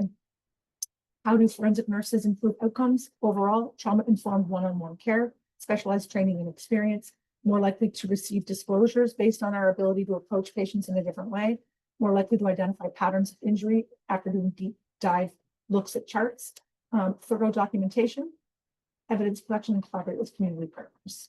I'm sorry, I know that was fast. Any questions for me? I have a quick question, Julie, if that's okay. Actually, You said could we hold questions? I'm just thinking we're running short on time for the next session. So maybe if people could put any questions in the chat, and then maybe we could address them that way. Sorry to cut you off. It's a great topic.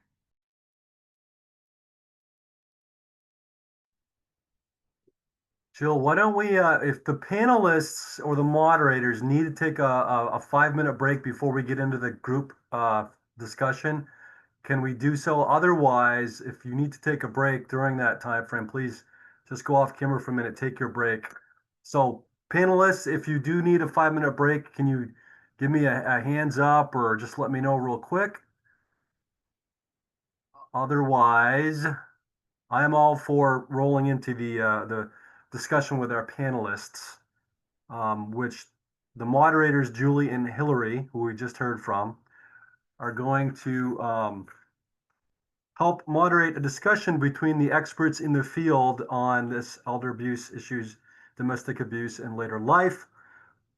So we're going to be joined by Christian Bear, the investigator with the Kennebec and Somerset Counties District Attorney's Office, Patty Kimball, the Executive Director of Elder Abuse Institute of Maine, Quinn Gormley, Equity and Access Coordinator, Maine Coalition Against Sexual Assault, Randy Clatchy, Domestic Abuse Homicide Review Panel Coordinator with the Office of the Attorney General, Lisa Marchese, Deputy Attorney General, Domestic Abuse Homicide Review Panel Chair, Office of the Attorney General. All right, Julie and Hillary, would you guys go ahead and moderate this discussion, please? Sure. Julie, do you want me to introduce and then you can do the first question? Okay. So we know that domestic violence in later life poses unique challenges for the victim and service providers. We've heard a lot of information. So joining us this morning are Lisa Marchese and Randy Clatchy from the Homicide Review, the Homicide Review Panel that we've both referenced, who will share some data. Detective Christian Bear, Patty Kimball. So Patty Kimball will discuss challenges for service providers, and Quinn Gormley is going to share resources for older victims. And Christian Bear is going to share the law enforcement perspective with us. So we have a nice, well-rounded panel, and I'll hand it over to Julie to start the questioning. Hello, Lisa and Randy. Will you please tell us about your work on the Homicide Review Panel and data on domestic violence later?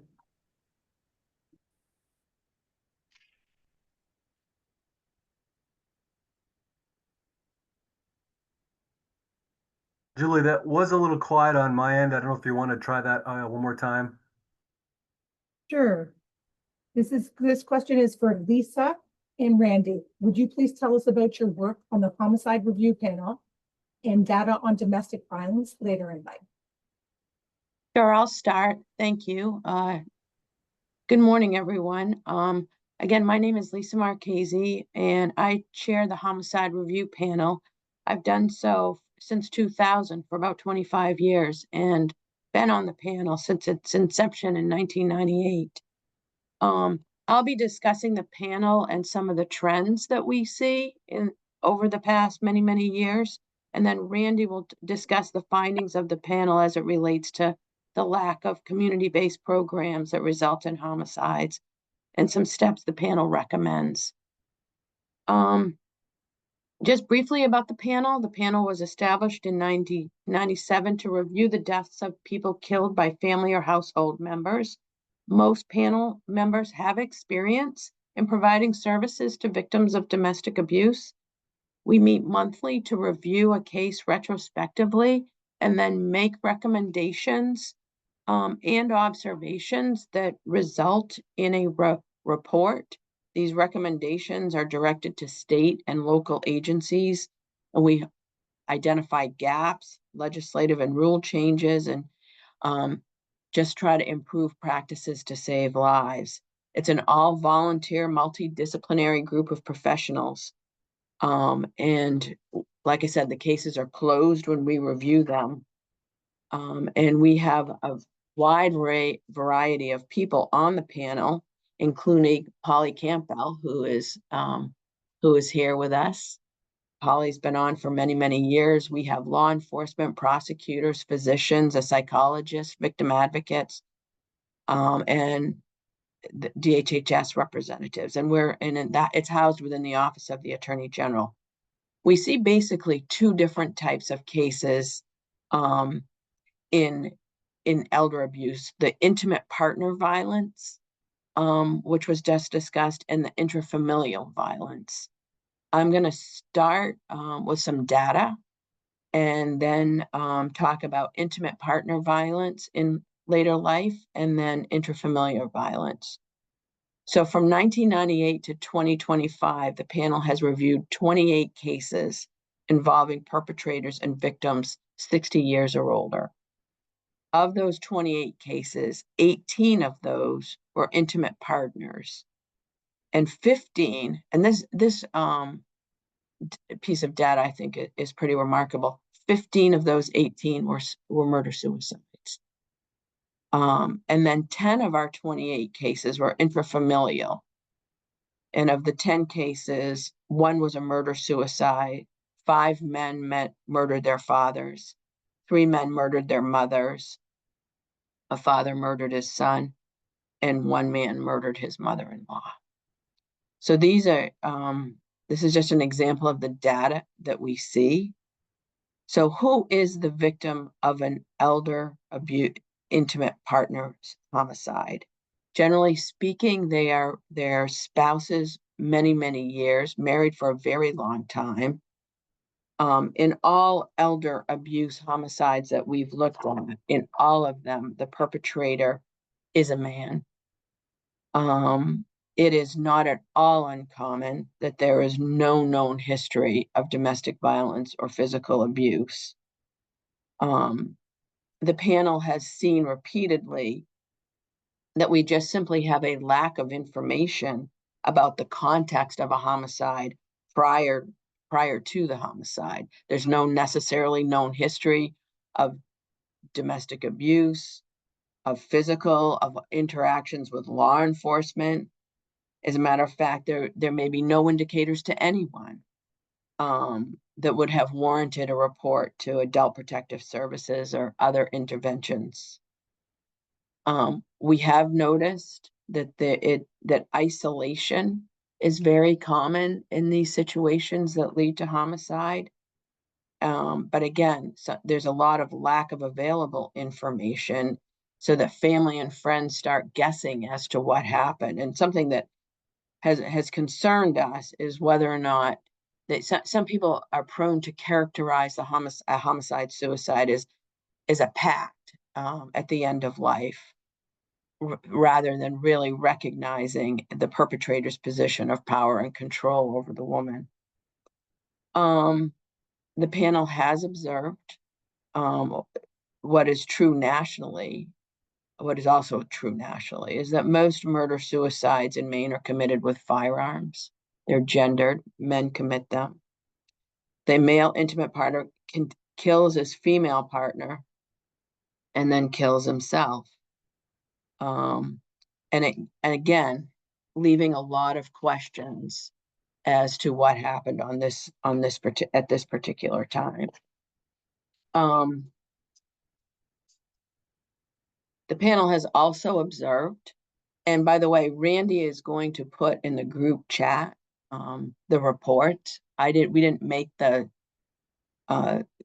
slides for it because I think you may find interesting to go in and just read the reports. They're all on the Attorney General's website, and Randy will put the link in here momentarily. But the panel has also observed that in intimate partner violence homicides, as well as intrafamilial homicides, there is a real gap in reporting, both statutorily required reporting, as well as just reporting generally.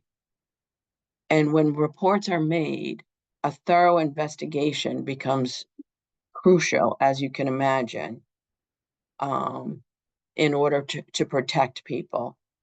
In cases involving homicide or homicide-suicide of older adults, the panel has again encountered this lack of information about the context prior to the homicide.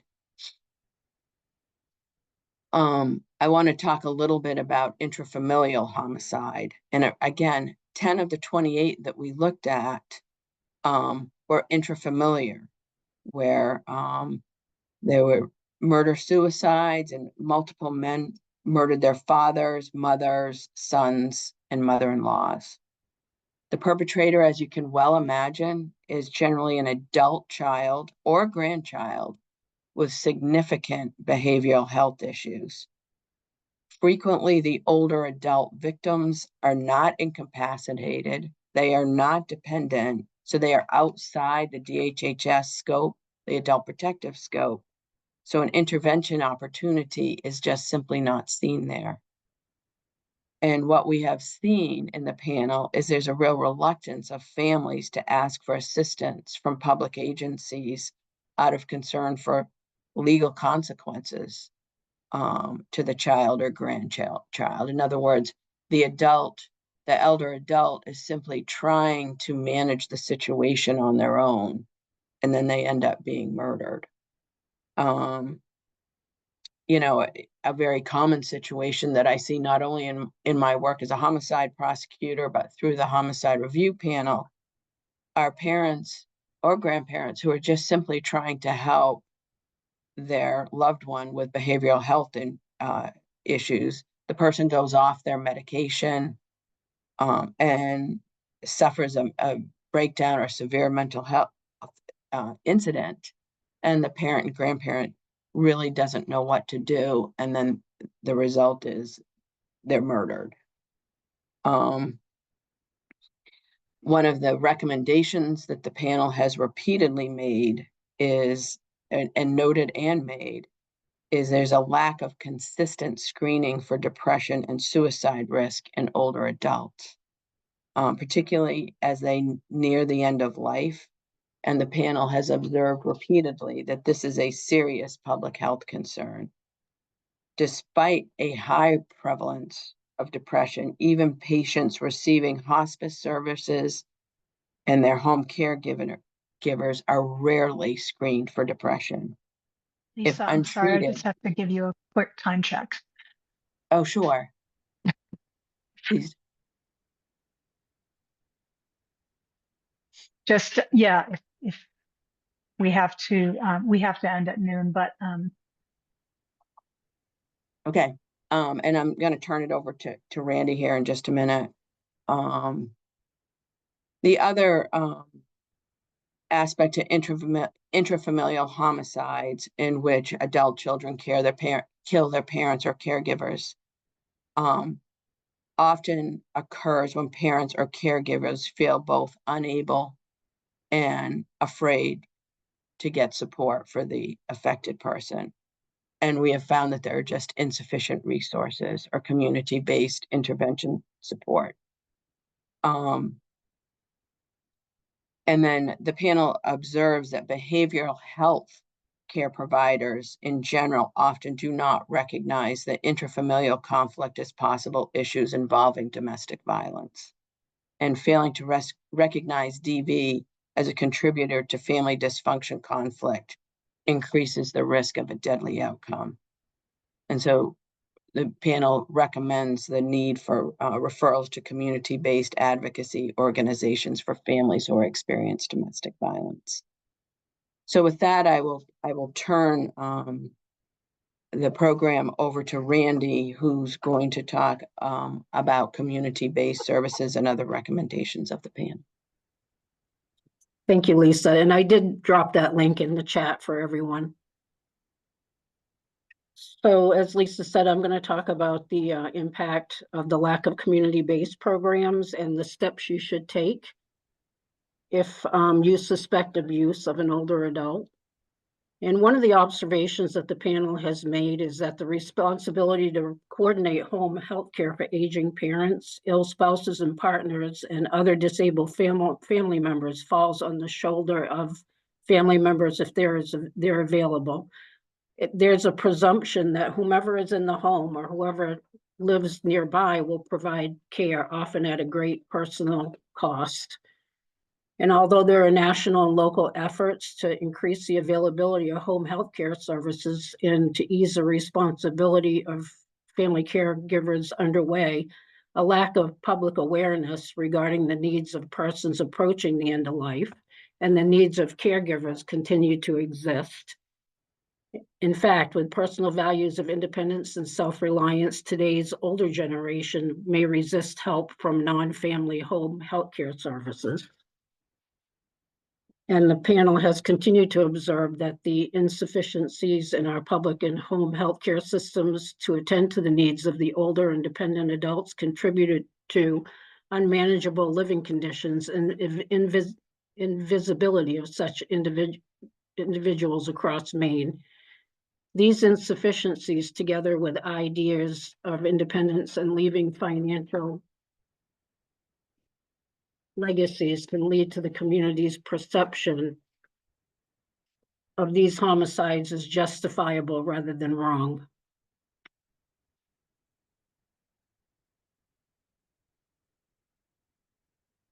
Some of the recommendations made surrounding that is that those providing services for older adults obtain training from community-based advocacy organizations to recognize and respond to intimate and intrafamilial violence. This is especially important for those who provide services in older adults' homes or residential institutions and could engage screening. Housing and social services and home health care should be expanded to support the needs of older adults and families, including assistance for parents who are full-time care providers for their adult children or grandparents or full-time care providers for their young or adult grandchildren. Anyone seeing or hearing any dangerous behavior should call law enforcement and adult protective services. The panel has recommended that Maine support, sustain, and expand community-based programs that serve as models for meeting daily needs of older adults who are homebound by health limitations and those who are constrained by caregiver responsibilities. Many of the community-based programs function primarily with volunteers and private donations, and sources of stable funding are needed. I think that Lisa addressed the need for screening. The panel reminds home health care agencies that their employees and volunteers are mandated to call and make a report to Maine Adult Protective Services when a person knows or has reasonable cause to suspect that an incapacitated or dependent adult has been or is likely to be abused, neglected, or exploited. And also in our last report, we did a little box with some information concerning the Elder Abuse Institute of Maine that offers several programs and resources for elder abuse prevention, detection, and intervention. And I'm sure that we'll hear more of that from Patricia Kimball. Andy, can I interrupt you? There's a question in the chat I wanted to just bring your attention to. Sure. Holly Campbell is asking, who is we and how do we change this? And is the care provided or not provided in certain parts of Maine? Hillary, Going back to your, that question was really for Jess, who Yes. posted something. oh, I'm sorry. Okay, I thought it was for So the I was speaker. hoping Jess would just Sorry, come out Polly. with response to. Okay, forgive my interruption. Go ahead. Okay, and that's all that I had surrounding those two things. Thank you. Appreciate that so much. The next question is for Detective Bear. And the question is, law enforcement is on the front lines of domestic violence. Can you share your perspective on how domestic violence impacts older victims, please? Yes, thank you very much for that. And thank you to the group for having me on the panel and all of our participants. It seems as though we have about 200 and some odd participants here today, and that's amazing. I wanted to share the perspective of law enforcement as 30 years in full-time service here in the state of Maine, the last 5 having worked with the district attorney's office in Kennebec and Somerset, which has actually been quite an eye-opening experience as a DV investigator. We get involved in all manner of investigations, and we call them SADV. Some of you are familiar with that term, with sex assault, domestic violence, elder abuse, and child abuse. And so I've had a lot of experience in my career of 25 years at the Augusta PD as a patrol officer, training supervisor, and patrol supervisor, and then finishing out as a Bureau Chief of Information Services, dealing with all myriad of investigations. But the referrals that came in from DHHS, reports directly to either 911 or the dispatch center of domestic violence or elder abuse in all different manner, some of which may be investigated later by the Attorney General's office, and I'll have a little bit to say about that in a moment. But the majority dealing with the frontline officers on the street, in the communities, in rural settings, and in city scapes, dealing with these types of calls that come in of all types of nature, whether they're, as I said earlier, a referral or a call that comes in directly and patrol has to handle. In my experience as a young officer, I totally remember an investigation involving an older man. I believe he was in his 60s. He was in an apartment where he was living with a quote unquote caregiver that was not a direct relative. But I think, as I recall, receiving a call from a neighbor in an apartment building that this person's health and welfare may be in jeopardy. And that was, I think, the essential nature of the call. And of course, that doesn't give you a lot of information. You respond, you knock on the door. I remember talking to that man. He had quite swollen legs. He was in a wheelchair, sitting at a table smoking cigarettes. And I don't think he probably moved from his spot for quite a long time. And we discovered that the caregiver was really accepting his checks and not really doing a great job of caring for the older male.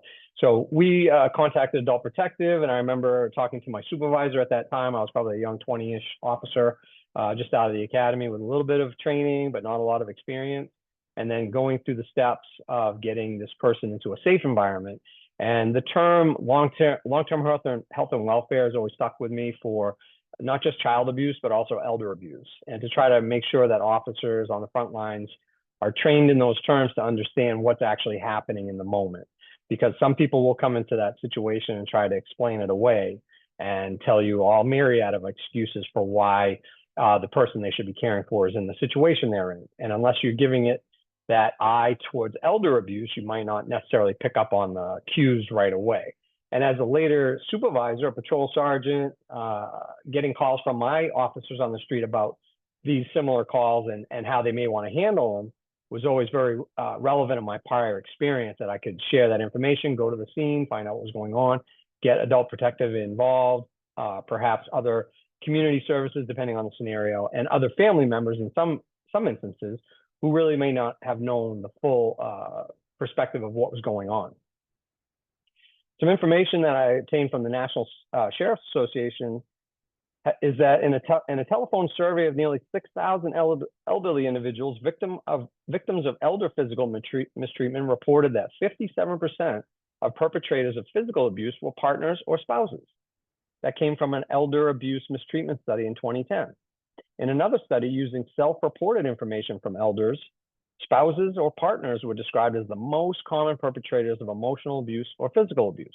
And of course, when it comes to the domestic violence issues that we see as police officers in the majority of these cases, most times officers can put those facts together and see what's actually happening.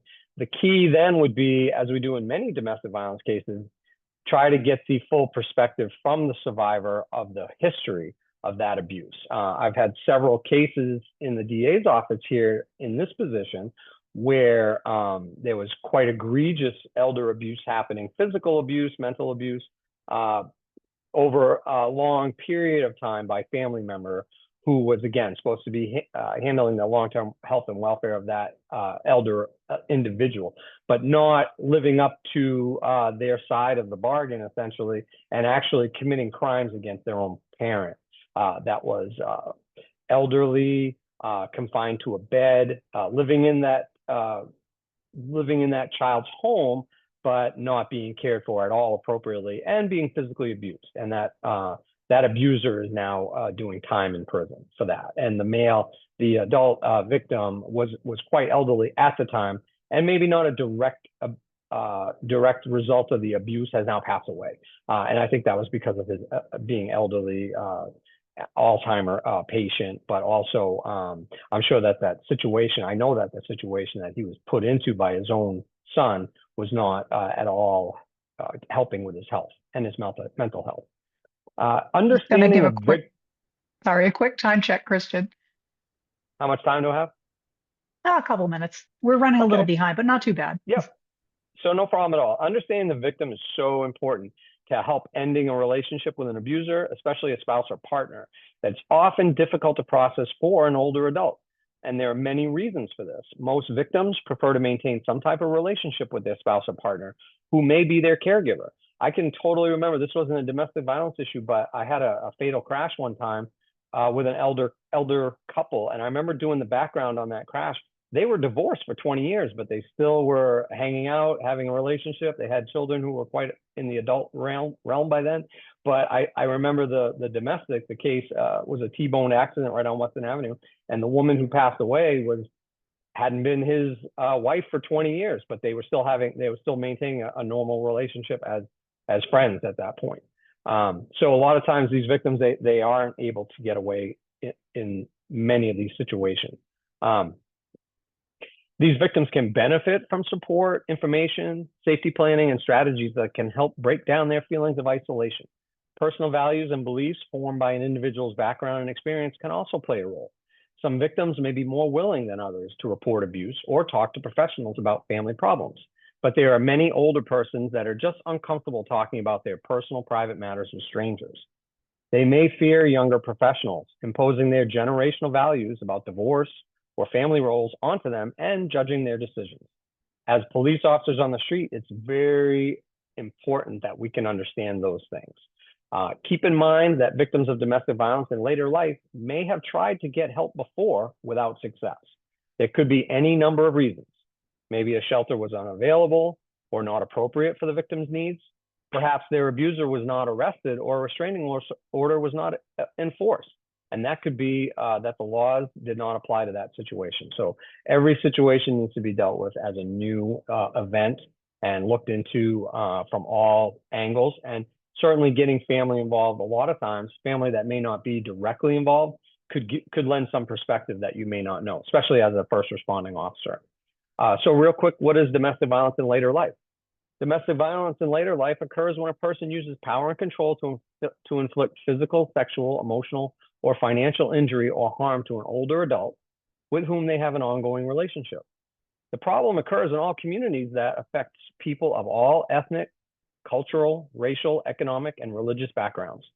Although most victims are female, men can be harmed too. Generally, abusers use a pattern of coercive tactics such as isolation, threats, intimidation, manipulation, and violence to gain and maintain power over their victims. Often they tell their victims where they can go, whom they can see, and how they can spend their money. In other words, control their decisions. So I got some of that information from a domestic violence fact sheet for later life on the National Sheriff's Association website. In Maine, elder abuse investigations are typically handled by the Office of Adult Protective Services and the Attorney General's office, depending on what type of elder abuse is happening, especially in the nursing home setting. The Attorney General's office would focus on cases of financial exploitation, particularly involving those family members, caregivers, or fiduciaries. Law enforcement may also be involved, especially in cases of criminal abuse, which is where we come in. In the majority of cases reported of this type of abuse, law enforcement, police officers, deputy sheriffs, state troopers, they're the first responding. Law enforcement may be involved in cases that involve criminal activities such as physical abuse or financial fraud. Law enforcement agencies can also participate in the National Incident-Based Reporting System, or NIBRS, which tracks criminal incidents, including elder abuse cases. And I can finish up with some key indicators of elder abuse. Physical abuse, such as bruises, fractures, burns, pressure sores, and injuries that match hands, fingers, or objects. Neglect, such as dehydration, malnutrition, unsanitary living conditions. Many times we would check a person's refrigerator and see what type of nutrition they may or may not have or aren't being provided. Financial exploitation, sudden changes in financial arrangements, unexplained withdrawals, debts, or loss of assets. And I was involved in several cases in my career where like the Social Security check was being misused. And after that person became deceased, they were stealing those funds and maintaining that the person was still alive. And finally, psychological abuse, such as verbal abuse, isolation, threats, or intimidation. And we see that as well in one of the cases I just mentioned as a DVI. The victim was definitely verbally abused, and there was actually recordings of the abuser lashing out, showing so much frustration with the situation, but not handling it all appropriately and not having any emotional understanding at all as to what they were doing. And finally, there are many resources available: Maine Adult Protective Services, the Maine Attorney General's Office, National Adult Protective Services Association, Maine Council for Elder Abuse, are all available resources that can be utilized in these situations. Thank you. Thank you, Detective. Thanks so much. Thanks, Detective Bear. Patty, your organization is also on the front lines of seeing domestic violence in later life, as likely some of your clients don't want law enforcement involved. Can you please tell us about your work and how you support victims? Sure, Julie, I'm assuming you were talking to me. Just want to. Yeah, sorry. Okay, thank you.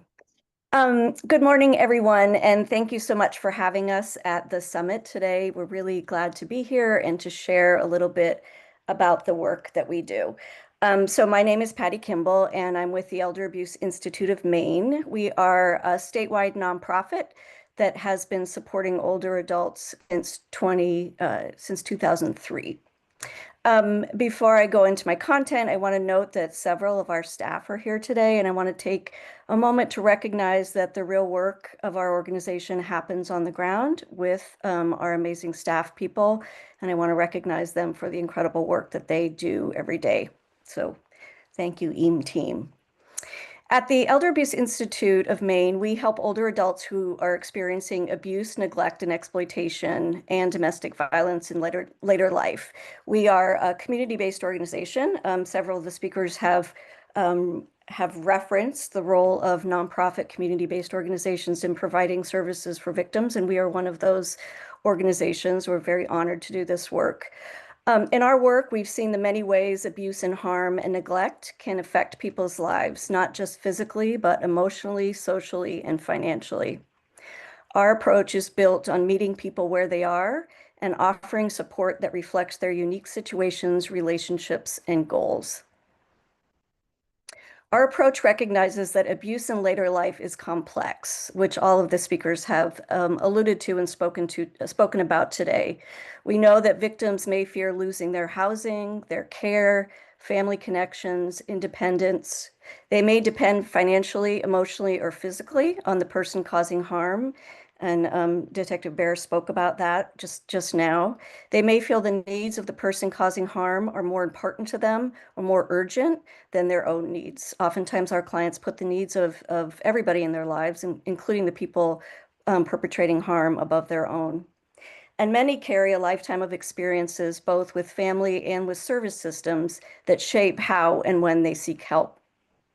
Because of these realities, we all know that not everyone chooses to involve law enforcement or the courts or even other services, including APS. Some fear that these options may lead to loss of relationships, their autonomy, or control over their lives. And when that's the case, they need more than a single response. They need options. We've also learned that if we rush in and tell someone what to do, we risk losing the opportunity to help at all. Instead, slow, steady, trust-building engagement that follows the pace of our clients is what allows people to consider their options and move forward in ways that feel safe and realistic to them. That's where our work comes in. Across all of the programs that I'll share with you in just a moment, we are guided by a shared theory of change. We believe that elder justice requires more than stopping harm. It requires increasing protective factors, reducing risk, and above all, upholding each person's choices. Our approach focuses on 4 core principles. First, we work to reduce harm. That might mean addressing abuse directly, promoting safety, or helping to stabilize other areas of a person's life that increase their well-being. Second, we promote healing and change by offering realistic person-led pathways forward.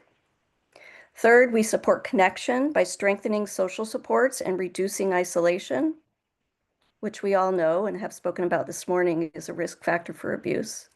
And fourth, we empower choice by honoring each person's values, goals, and decisions, even when those decisions may differ from what others might expect. We put this theory of change into action through 3 core programs. First, our Elder Service Connections program, or as we call ESC. Through this program, we take direct referrals from Adult Protective Services. We launched this program in July of 2019 and have received over 1,100 referrals from APS to date. Through this program, we provide direct advocacy and support services. We have 9 highly trained advocates that work from Aroostook County to York County and everywhere in between. We serve older adults who are experiencing abuse, neglect, self-neglect, exploitation, and domestic violence in later life. Every case follows the RISE model, which we have spoken about before at this summit, which is a nationally recognized trauma-informed practice that was really born here in Maine and is now being replicated in communities across the country because of its outcomes.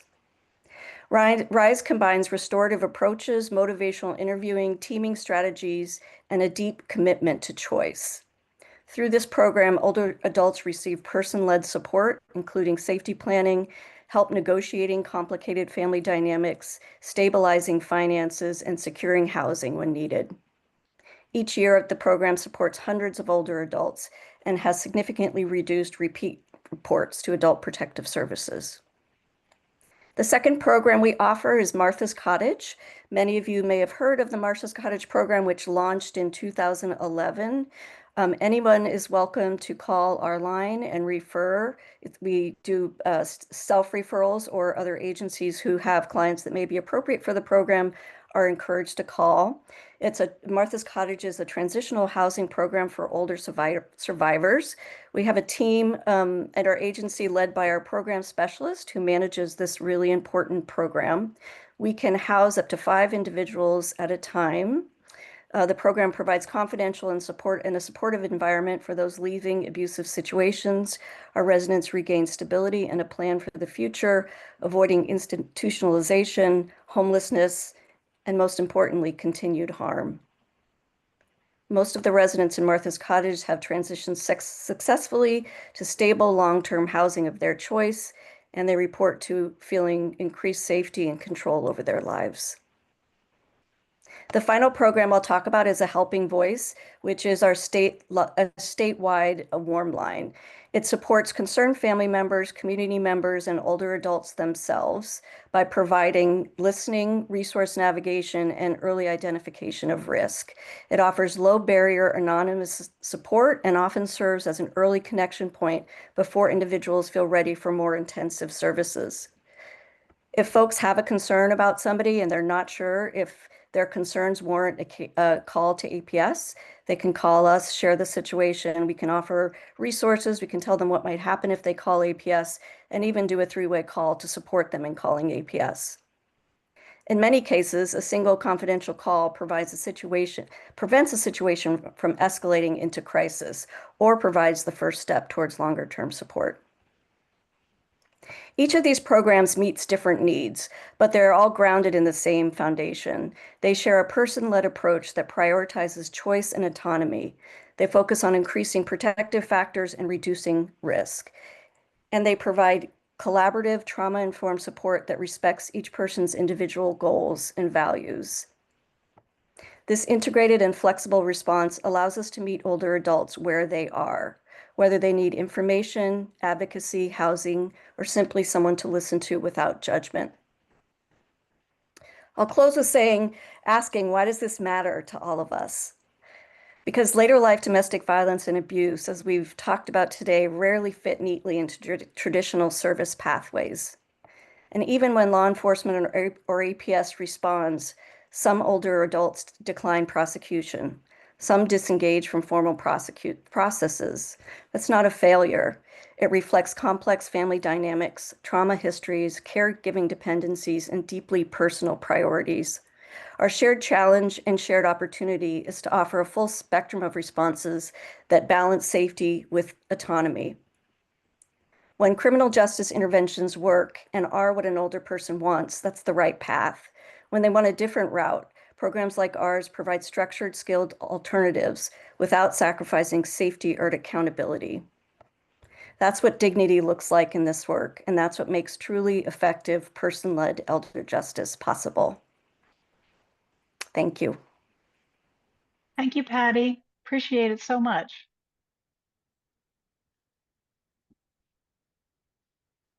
And Julie, you want to do the next question? Sure. This one's for Quinn. Sexual violence is something that no one wants to think about, and certainly not when it involves older victims. Can you tell us about the work of your agency and the resources to support older victims? Do you find that members of the LGBTQ community may be reluctant to ask for help? What are the services for members of that community who've experienced violence? Good morning, everyone. Thank you all for having me. My name is Quinn Gormley. As was mentioned, I use she, her pronouns, and I work for the Maine Coalition Against Sexual Assault, where I'm the Special Projects Coordinator. We're also called MICASA, and we represent the network of 6 local and 1 community-based sexual assault support centers across Maine. Before I even dive into some of the available resources, one of the things that often clouds our ability to have meaningful conversations about sexual violence with older adults has to do with the huge amount of stigma around sexuality among older adults. We encounter cases where the assumption that if someone is in their 80s and they're discussing sexual activity, say with a healthcare provider, that's necessarily indicative of a form of abuse, or that it was impossible for it to be consensual. And the opposite is actually true. The data we have about sexual activity among older adults shows that they are frequently very sexually active. In fact, this is sometimes one of the more sexually active stages of life. And so in order for us to respond effectively, we have to destigmatize sexuality, particularly among older people, because it's only when we accomplish that we're able to actually more accurately identify encounters that are violent, because those encounters aren't about sex, they're not about love, they're about power, they're about hurting someone. A lot of our focus nowadays in our world is on how we can better structure communities to prevent incidents of new incidents of sexual violence. And a number of other speakers this morning have pointed to the huge role that social isolation can play as a risk factor in abuse. And that extends also to sexual violence. People who are socially isolated are more likely to be survivors. and because they're easier to victimize. You know, a community-based primary prevention model is one where we're going to talk about sexual violence in community settings, where there are larger numbers of older adults. This can be in assisted living facilities. This can be in community spaces, area agencies on aging. I think it's great to have these conversations in religious or spiritual communities, which are often major gathering centers, to say, hey, this is what abuse looks like. This is what sexual violence looks like. If we can do this conversation hand in hand with this is what healthy sexual relationships can look like, that can be especially valuable. A challenge we see sometimes with older adult populations is their knowledge base around all of this subject matter is so different from what we know is best practice nowadays. I think about how many people have been married sometimes decades longer than, say, when marital rape became recognized as a crime nationwide, which was not until 1993. So you know, the ethics, the understanding of what's expected of a partner and what they're expected to be okay with have changed a lot in recent decades. And although people should have agency, they should also have information that maybe what they were taught 50, 60 years ago is not necessarily the case anymore. In terms of intervention, I really do want to shout out the safe nurses across Maine. They are really valuable at identifying survivors who oftentimes are less likely to report it and may be brought in by a caretaker who is also an abuser. They're especially helpful in acute settings. We offer resources that might be helpful in a less acute or less emergent setting. We host the statewide sexual assault hotline, and that's available for survivors as well as secondarily impacted people. So family members, caretakers, healthcare providers, anyone to call 24/7. And we get a lot of calls from older adults about cases that are recent and also about cases that they're still processing from decades prior. You know, it's not unusual for someone to not get into really processing that trauma until later in life. And one of the strongest predictors of experiencing sexual violence is a prior experience of sexual violence. And so sexual violence earlier in life leaves people exposed later in life as more easily victimized. In terms of what we can offer besides just emotional supports, you know, the family dynamics and the concerns about caretaking and housing and healthcare and finances, our trained advocates can help people navigate those questions. They can also help them navigate the complicated health and legal systems that surround that. Their function is to provide emotional support and systems navigation at the same time. And that can be initiated just by calling or just by showing up at one of our centers. And I'd also add, although it's certainly not all patients, this is a demographic that's more likely to have people who are incapacitated. And we also represent the network of children's advocacy centers in Maine. And this is going to sound a little unusual, given that we're talking older adults, but our children's advocacy centers are these wonderful service centers that allow children to be undergo what's called a forensic interview, which is with someone who's trained to get accurate information about what has happened from children in a setting where it's recorded, and that recording is now admissible in court, and where you know, a full multidisciplinary team can be present to observe that and watch the interview be conducted and watch the recording.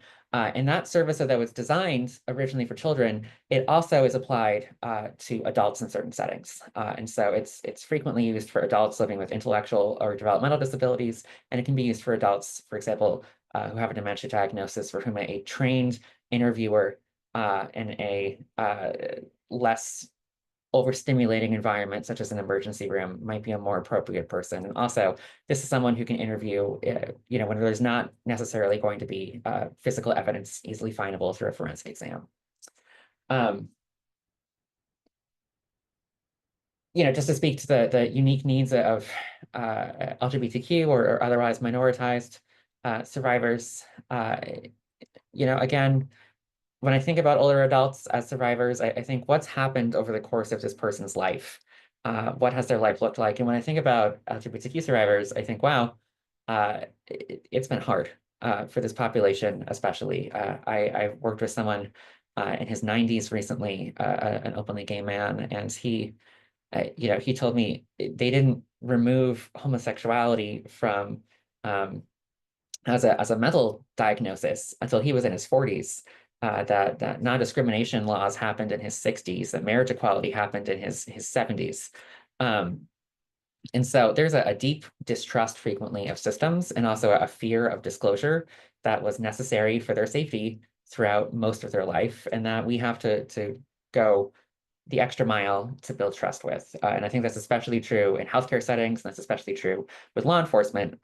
Law enforcement were frequently the people enforcing what were laws on the books that prevented people from living as who they are and loving who they do.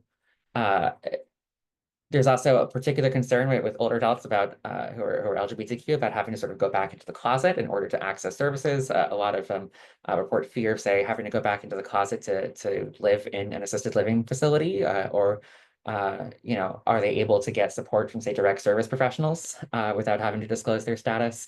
And so, you know, really anything that we can do that helps them understand this is, you are a safe person, and that you're here to support them, and that you understand that violence can happen in their lives. Violence happens between LGBTQ people often, and happens to LGBTQ people often. Not because we're more likely to be violent, but we are minoritized, and like any minoritized community, we're more likely to be exposed. And I think that that's also just a consideration as we think about other types of minoritization, particularly around race or ethnicity. You know, that often leaves particularly Black and brown women more exposed to violence, and that's a lifespan issue. And also that, you know, the appropriate responses might be culturally specific, and what is considered abuse and what is considered normal interaction might also be culturally specific. And so that's something that I would advise people to address with humility, and to understand our existing service systems might be a good place for these survivors, and community organizations might be a better place for these survivors sometimes. And so making sure that there's no wrong door for a survivor to go through, that no matter who they're talking to, that they're prepared to recognize sexual violence or domestic abuse, and provide appropriate support and referrals is important. I think in the second half of the conference on Thursday, I think the Equality Maine Network for Older Adults is doing a presentation, and I would just love to give them a shout out. They're a great example of getting into more depth about specifically supporting LGBTQ older adults and elders. This is a community where we often say elders. I'm just looking over my notes to see if I missed anything. Yeah, I think that's what I have. Thank you both so much. Thank you, Quinn. Really appreciate that. So finally, you know, we're doing pretty well for time, actually. I just wanted to ask everyone, and if we can, I'll just go down the line to each panelist and ask them, each person, if you could offer one piece of information to other disciplines about the impact of domestic violence in later life that you see in your particular discipline. I'm just going to go down the line and ask if each one of you would just address that. I'll go in the same order we went. I'll start with Lisa. Well, thank you, and thank you again for having us. Having done homicide prosecution and been chair of the panel, the one thing that I have seen that I would like to share with people is just recognizing that a suicidal ideation by someone who commits abuse is very strongly linked with homicidal ideation. And so when you are working with, and I'll say an elderly gentleman, because we know that this is a gendered, that homicide in later years is gendered. If they're threatening to commit suicide, take that threat seriously. Don't blow it off as, oh, he's just grandpa threatening to commit suicide again, because it's a very short link from the threat of suicide to committing homicide. In one report, we found that in the homicides we reviewed, 70% of them had a prior threat to commit suicide. So just take those threats of suicide very seriously, and deal with the firearms issue and deal with the mental health aspect of it. So I guess That's one thing that I repeatedly tell people and feel strongly about. Thank you. Thanks, Lisa. Randy, I'll call to you. One thing that we do talk about a lot on the panel is communication among the disciplines and reporting. So there needs to be more communication and making sure that those reports make it to law enforcement so that they can be investigated. I think, and Polly will say too, that we've seen that over and over where things just don't get reported or documented. So that would be my takeaway. Thanks, Randy. And so I'll let that segue into asking Christian for his input about that. Yes, I would echo exactly what the other folks have stated, and I add that we're involved in several task forces, multidisciplinary teams, and keeping abreast of the latest issues involved in elder abuse, and then being able to network and liaison among the various stakeholders is so important. That there's open communication with DHHS, CPS, Family Violence Project in our neighborhood, and all the law enforcement agencies. And again, reporting is paramount. I spent a lot of time ensuring that officers were properly documenting cases that they were exposed to, which may or may not have appeared to them as such. But when you pick up keywords in the notes of the calls that are being made and find out that there was not a report, a lot of times when you go back around again and do that spot check supervision of cases that aren't being reported, you go back and actually find out there was something that happened. So that awareness, the networking, reporting is so important in this instance. So that would be my perspective. Thank you. Thank you so much. And Patty? Yeah, I would echo that the multidisciplinary approach, we all have a role to play, and only when those perspectives are woven, I think, together or integrated, are we best able to address the needs of older victims. I would also say that we talk about this a lot at our agency, that this work requires us to hold at least two truths at the same time. When I listen to all my colleagues talk, there's a part of me okay, I'll back up. We need to hold two truths at the same time, that we feel, right? We feel we want to hold people accountable for what they do, right? We want to hold people accountable, and what we hear is wrong, right? It's wrong. And at the same time, our clients have choice, and they make choices. And it's wrong for us not to uphold dignity and autonomy. And I think as professionals, acknowledging that balancing those two truths is difficult, but necessary in the work that we do is what I'd want to leave people with. So thank you. Thanks, Patty. That's also true in our domestic violence advocacy work too, that balance between, giving people the dignity of their own choices and supporting them in that. And so Quinn, could you weigh in? Yeah, if I had to say just a singular thing, our level of comfort talking about abuse and our level of comfort talking about sexuality among older adults are related. And the more we can destigmatize and make public both of those conversations, the more effectively we're going to be able to help survivors and prevent future instances. So if I say anything, it's lean into your awkward feelings about this subject and get over them. Because the more comfortable you are, the more comfortable the people who need your support will be. Thank you. So well said. Thank you so much. Thank you all. We have time. We have some time. We're doing really well. So I want to open this up to questions from people who are with us today. If you wanted to, if you have a question for a particular person, please go ahead and say who you'd like to direct your question to.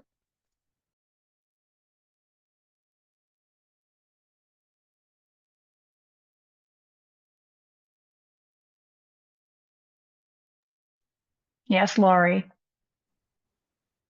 Hi, good morning. My question is for Julie.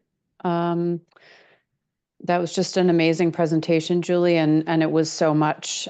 So thinking about it still, I'm thinking a little bit about the state and just wondering, the work of forensic nurses seems so specialized, and I'm curious how resourced the state is with individuals that are trained in that depth, and if there's a shortage of forensic nurses, or just wondering how that's going. Can you hear me okay? There is in fact a national shortage of forensic nurses. Could you move Here, closer to your mic? Yeah. Thank you. Is that a little bit better? Oh, I might have to get IT involved after this. I'm so sorry. I'm almost putting my face on my monitor. So there is in fact a national and a main state shortage of forensic nurses. It would be wonderful to see legislation that required all hospitals to have safe nurses or forensic nurses, because we really are the best trained people to care for patients who've been hurt by other people. When I started this work in 2016, I was an emergency department charge nurse at Penn Bay, and I discovered 100 patients that came in for chief complaints that did not involve violence, that disclosed to me based on my training and education, the questions I asked, and the environment that I created. So there's a shortage. I believe in Maine that, and Polly, please correct me if I'm wrong, that all counties except for Washington, Saginaw doesn't have a hospital that has an ED in it, I hear, have safe nurses, but that doesn't guarantee that those safe nurses are practicing. The problem is it's a really hard thing to track it. You can track who took the training, who became credentialed, and it's quite a process, but that doesn't indicate who's actually, stuck it out and is currently practicing. Paula, do you have more to add to that? Sure, I'd love to. Thank you, Julie. There are about 6 hospitals with no forensic nurses. And as Julie said, some never get state credentialed. We are constantly working with the state program, and the University of New England has a HRSA grant. So we've been able to pour a lot more money into training and education. And that has resulted in greater recruitment and retention of forensic nurses, but it's extremely difficult work.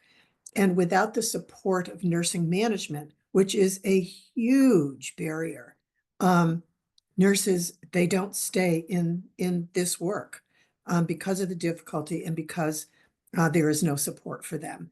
So we're doing a lot of work in the state to try to change that, but it's an uphill battle. It is, and just to piggyback, in our program that covers Penn Bay, Waldo, and Lincoln Health, we have 15 nurses that provide on-call coverage. We saw 116 patients in 2024, higher each year as we get more nurses, and we're able to educate the staff at our 3 hospitals. Out of the 116 patients we saw, 17 were over the age of 50 and 5 were strangled. I actually think we can do better. I think that means we've missed some things, but it's good data to keep so that I know areas that we need to continue to provide trainings and education for the healthcare workers in our healthcare professionals in our system. I will also share that our rural hospitals may have 1 forensic nurse practicing in isolation. And one thing we'd like to do is get hospitals like Julie's. Julie's is the only program in the state where 3 hospitals share forensic nurses. This should be the norm across the state. Another thing that we're doing through a Department of Justice grant is working with tribal health centers in getting them to provide medical forensic care in the tribal communities. Because right now, the only choice tribal members have is to go to the white people's hospital, and they may not want to do that. Thank you. Great point. Yeah, we didn't really address the healthcare system or what's accessible to other communities besides like mainstream white communities. But yeah.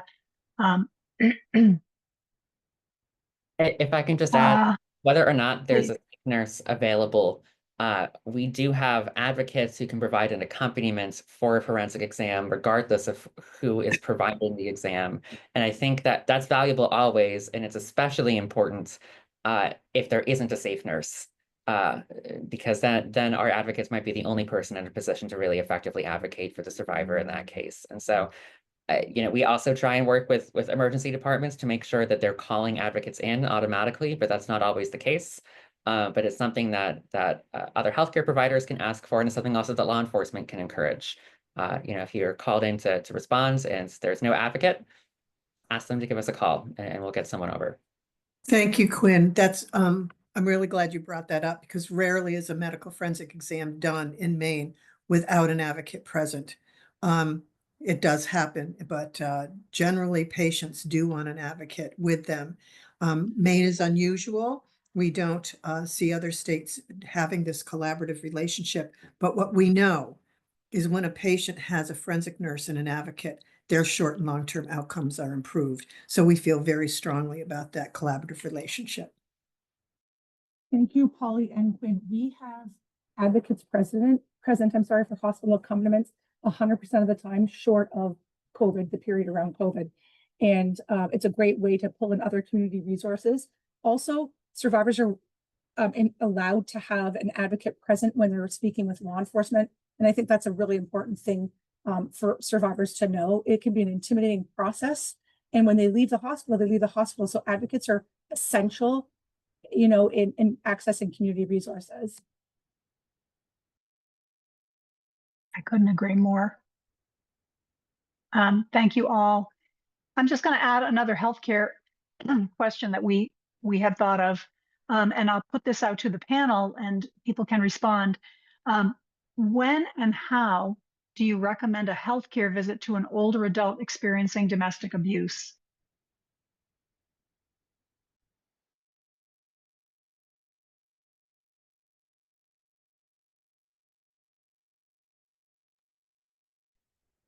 Is that something that I would love, one of the things that we've noticed through the panel is that some, certainly not all, but we have noticed when we can get medical records, is that victims will go to their PCP often and never are they assessed appropriately or at all for abuse in their life.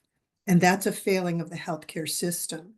And we are working to change that through the SANE program that Julie and I work with to try and educate healthcare providers on appropriately assessing folks for abuse in their life. Right now, sometimes you'll get asked the question, are you safe at home? Which is not the way to approach it. So we've developed a curriculum. We hope to launch it soon. Thanks for asking that, Hillary. Thanks. And I wonder too, because I've noticed that so often when you go to a provider, especially an older adult, will usually have a caregiver with them, somebody who's at least driven them, maybe a partner. And so there's the issue of how to find privacy for screening, because screening without privacy doesn't seem to really be, it seems to be kind of pointless. Big part of the training, Hillary. At our 3 hospitals, I provide training and education to the people who work at the front desk doing patient registration. They're very valuable and underutilized. There are eyes and ears. I let them know that just because someone arrives at the hospital with another person doesn't mean they're a safe person. The patient could be at the hospital for a reason that they're not telling their driver, whether it's their partner or child. They may know part of the reason, they may not know it at all. So really, I think training and education is not just nurses and doctors, it's every single person that comes in contact with patients, and even those that don't, right? A trauma-informed approach when someone calls to talk about their healthcare bill would also be nice, right? So lots of work to do still. Thank you both. I'll just send that question also to anybody else in the panel who wants to, like Christian, do you have any thoughts about when would you recommend a healthcare visit? Yeah, I mean, I would recommend that as soon as possible would be the best approach, and getting that multidisciplinary team approach as well as part of that so that you can get the background, maybe some history. And at the same time, timing could be paramount as well when it comes to who's going to be home at that moment and who should be part of the conversation, who shouldn't be part of the conversation. So really kind of wargaming it ahead of time and then being able to address it in a timely fashion, I think is what's mostly important in those types of situations. And to my perspective, we'd be called when a referral is made or there's an issue that's pressing, especially with mandated reporters, whether it's at the ER or from a doctor's office or a DHS referral. So usually as soon as possible is always the best answer. Thank you. Anything to add, Quinn, from your perspective? How do you go about that process? Of getting an adult for a healthcare check? Of recommending a healthcare visit. It's a good one. I do think it helps. Again, this all ideally is managed in a primary care setting when possible. If they're getting this care managed in the emergency department, we have failed to intervene at the appropriate time already. But of course, EDs often identify abuse. I think just a good question that I would love our advocates to ask more is, when is the last time you spoke with a doctor or a medical provider? And if the answer to that question isn't recent, then I think it's appropriate from our scope to say, can we help you make that happen? Because you probably need that anyway. And this experience could have impacted your health. Let's get you some care. And it doesn't have to be the emergency room, but it can be. But just are we even screening for healthcare access? And I don't think we are consistently. And that's something that we should look into. Yeah, it's like a multifaceted issue and nuanced problem that opens up all kinds of doors of other kinds of conversations to have with people. But I just want to thank all of the panel for being here and answering questions. If there are any other questions, please, make your presence known and speak up. And otherwise, I will turn the discussion back to Andrew.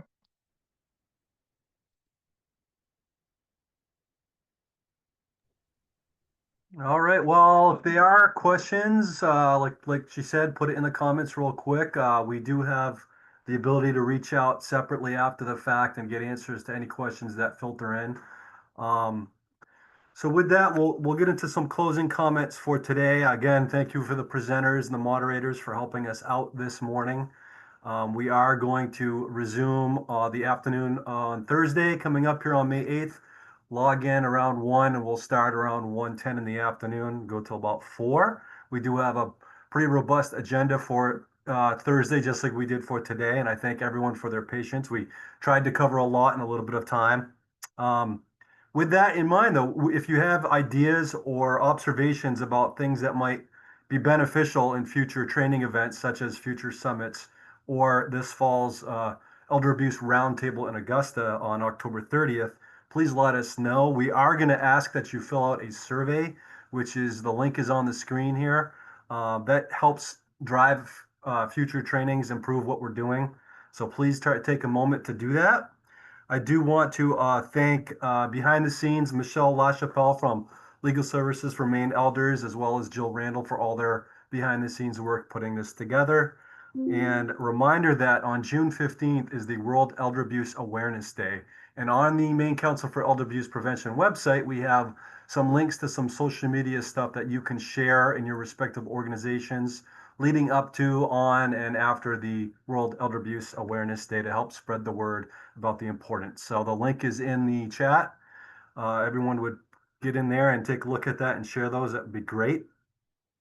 So that's that. With any other questions, let us know. We'll see most of you on Thursday, hopefully, after which we'll do the certificates and stuff via email. Yes, got it. Great. All right. So any last minute alibis, anyone? Again, thank you to the panelists. We're closing a little early, but reach out. My email, Jill's email, is on the Maine Council for Elder Abuse website. You can reach out, and we'll see everyone Thursday at 1 p.m. Thank you.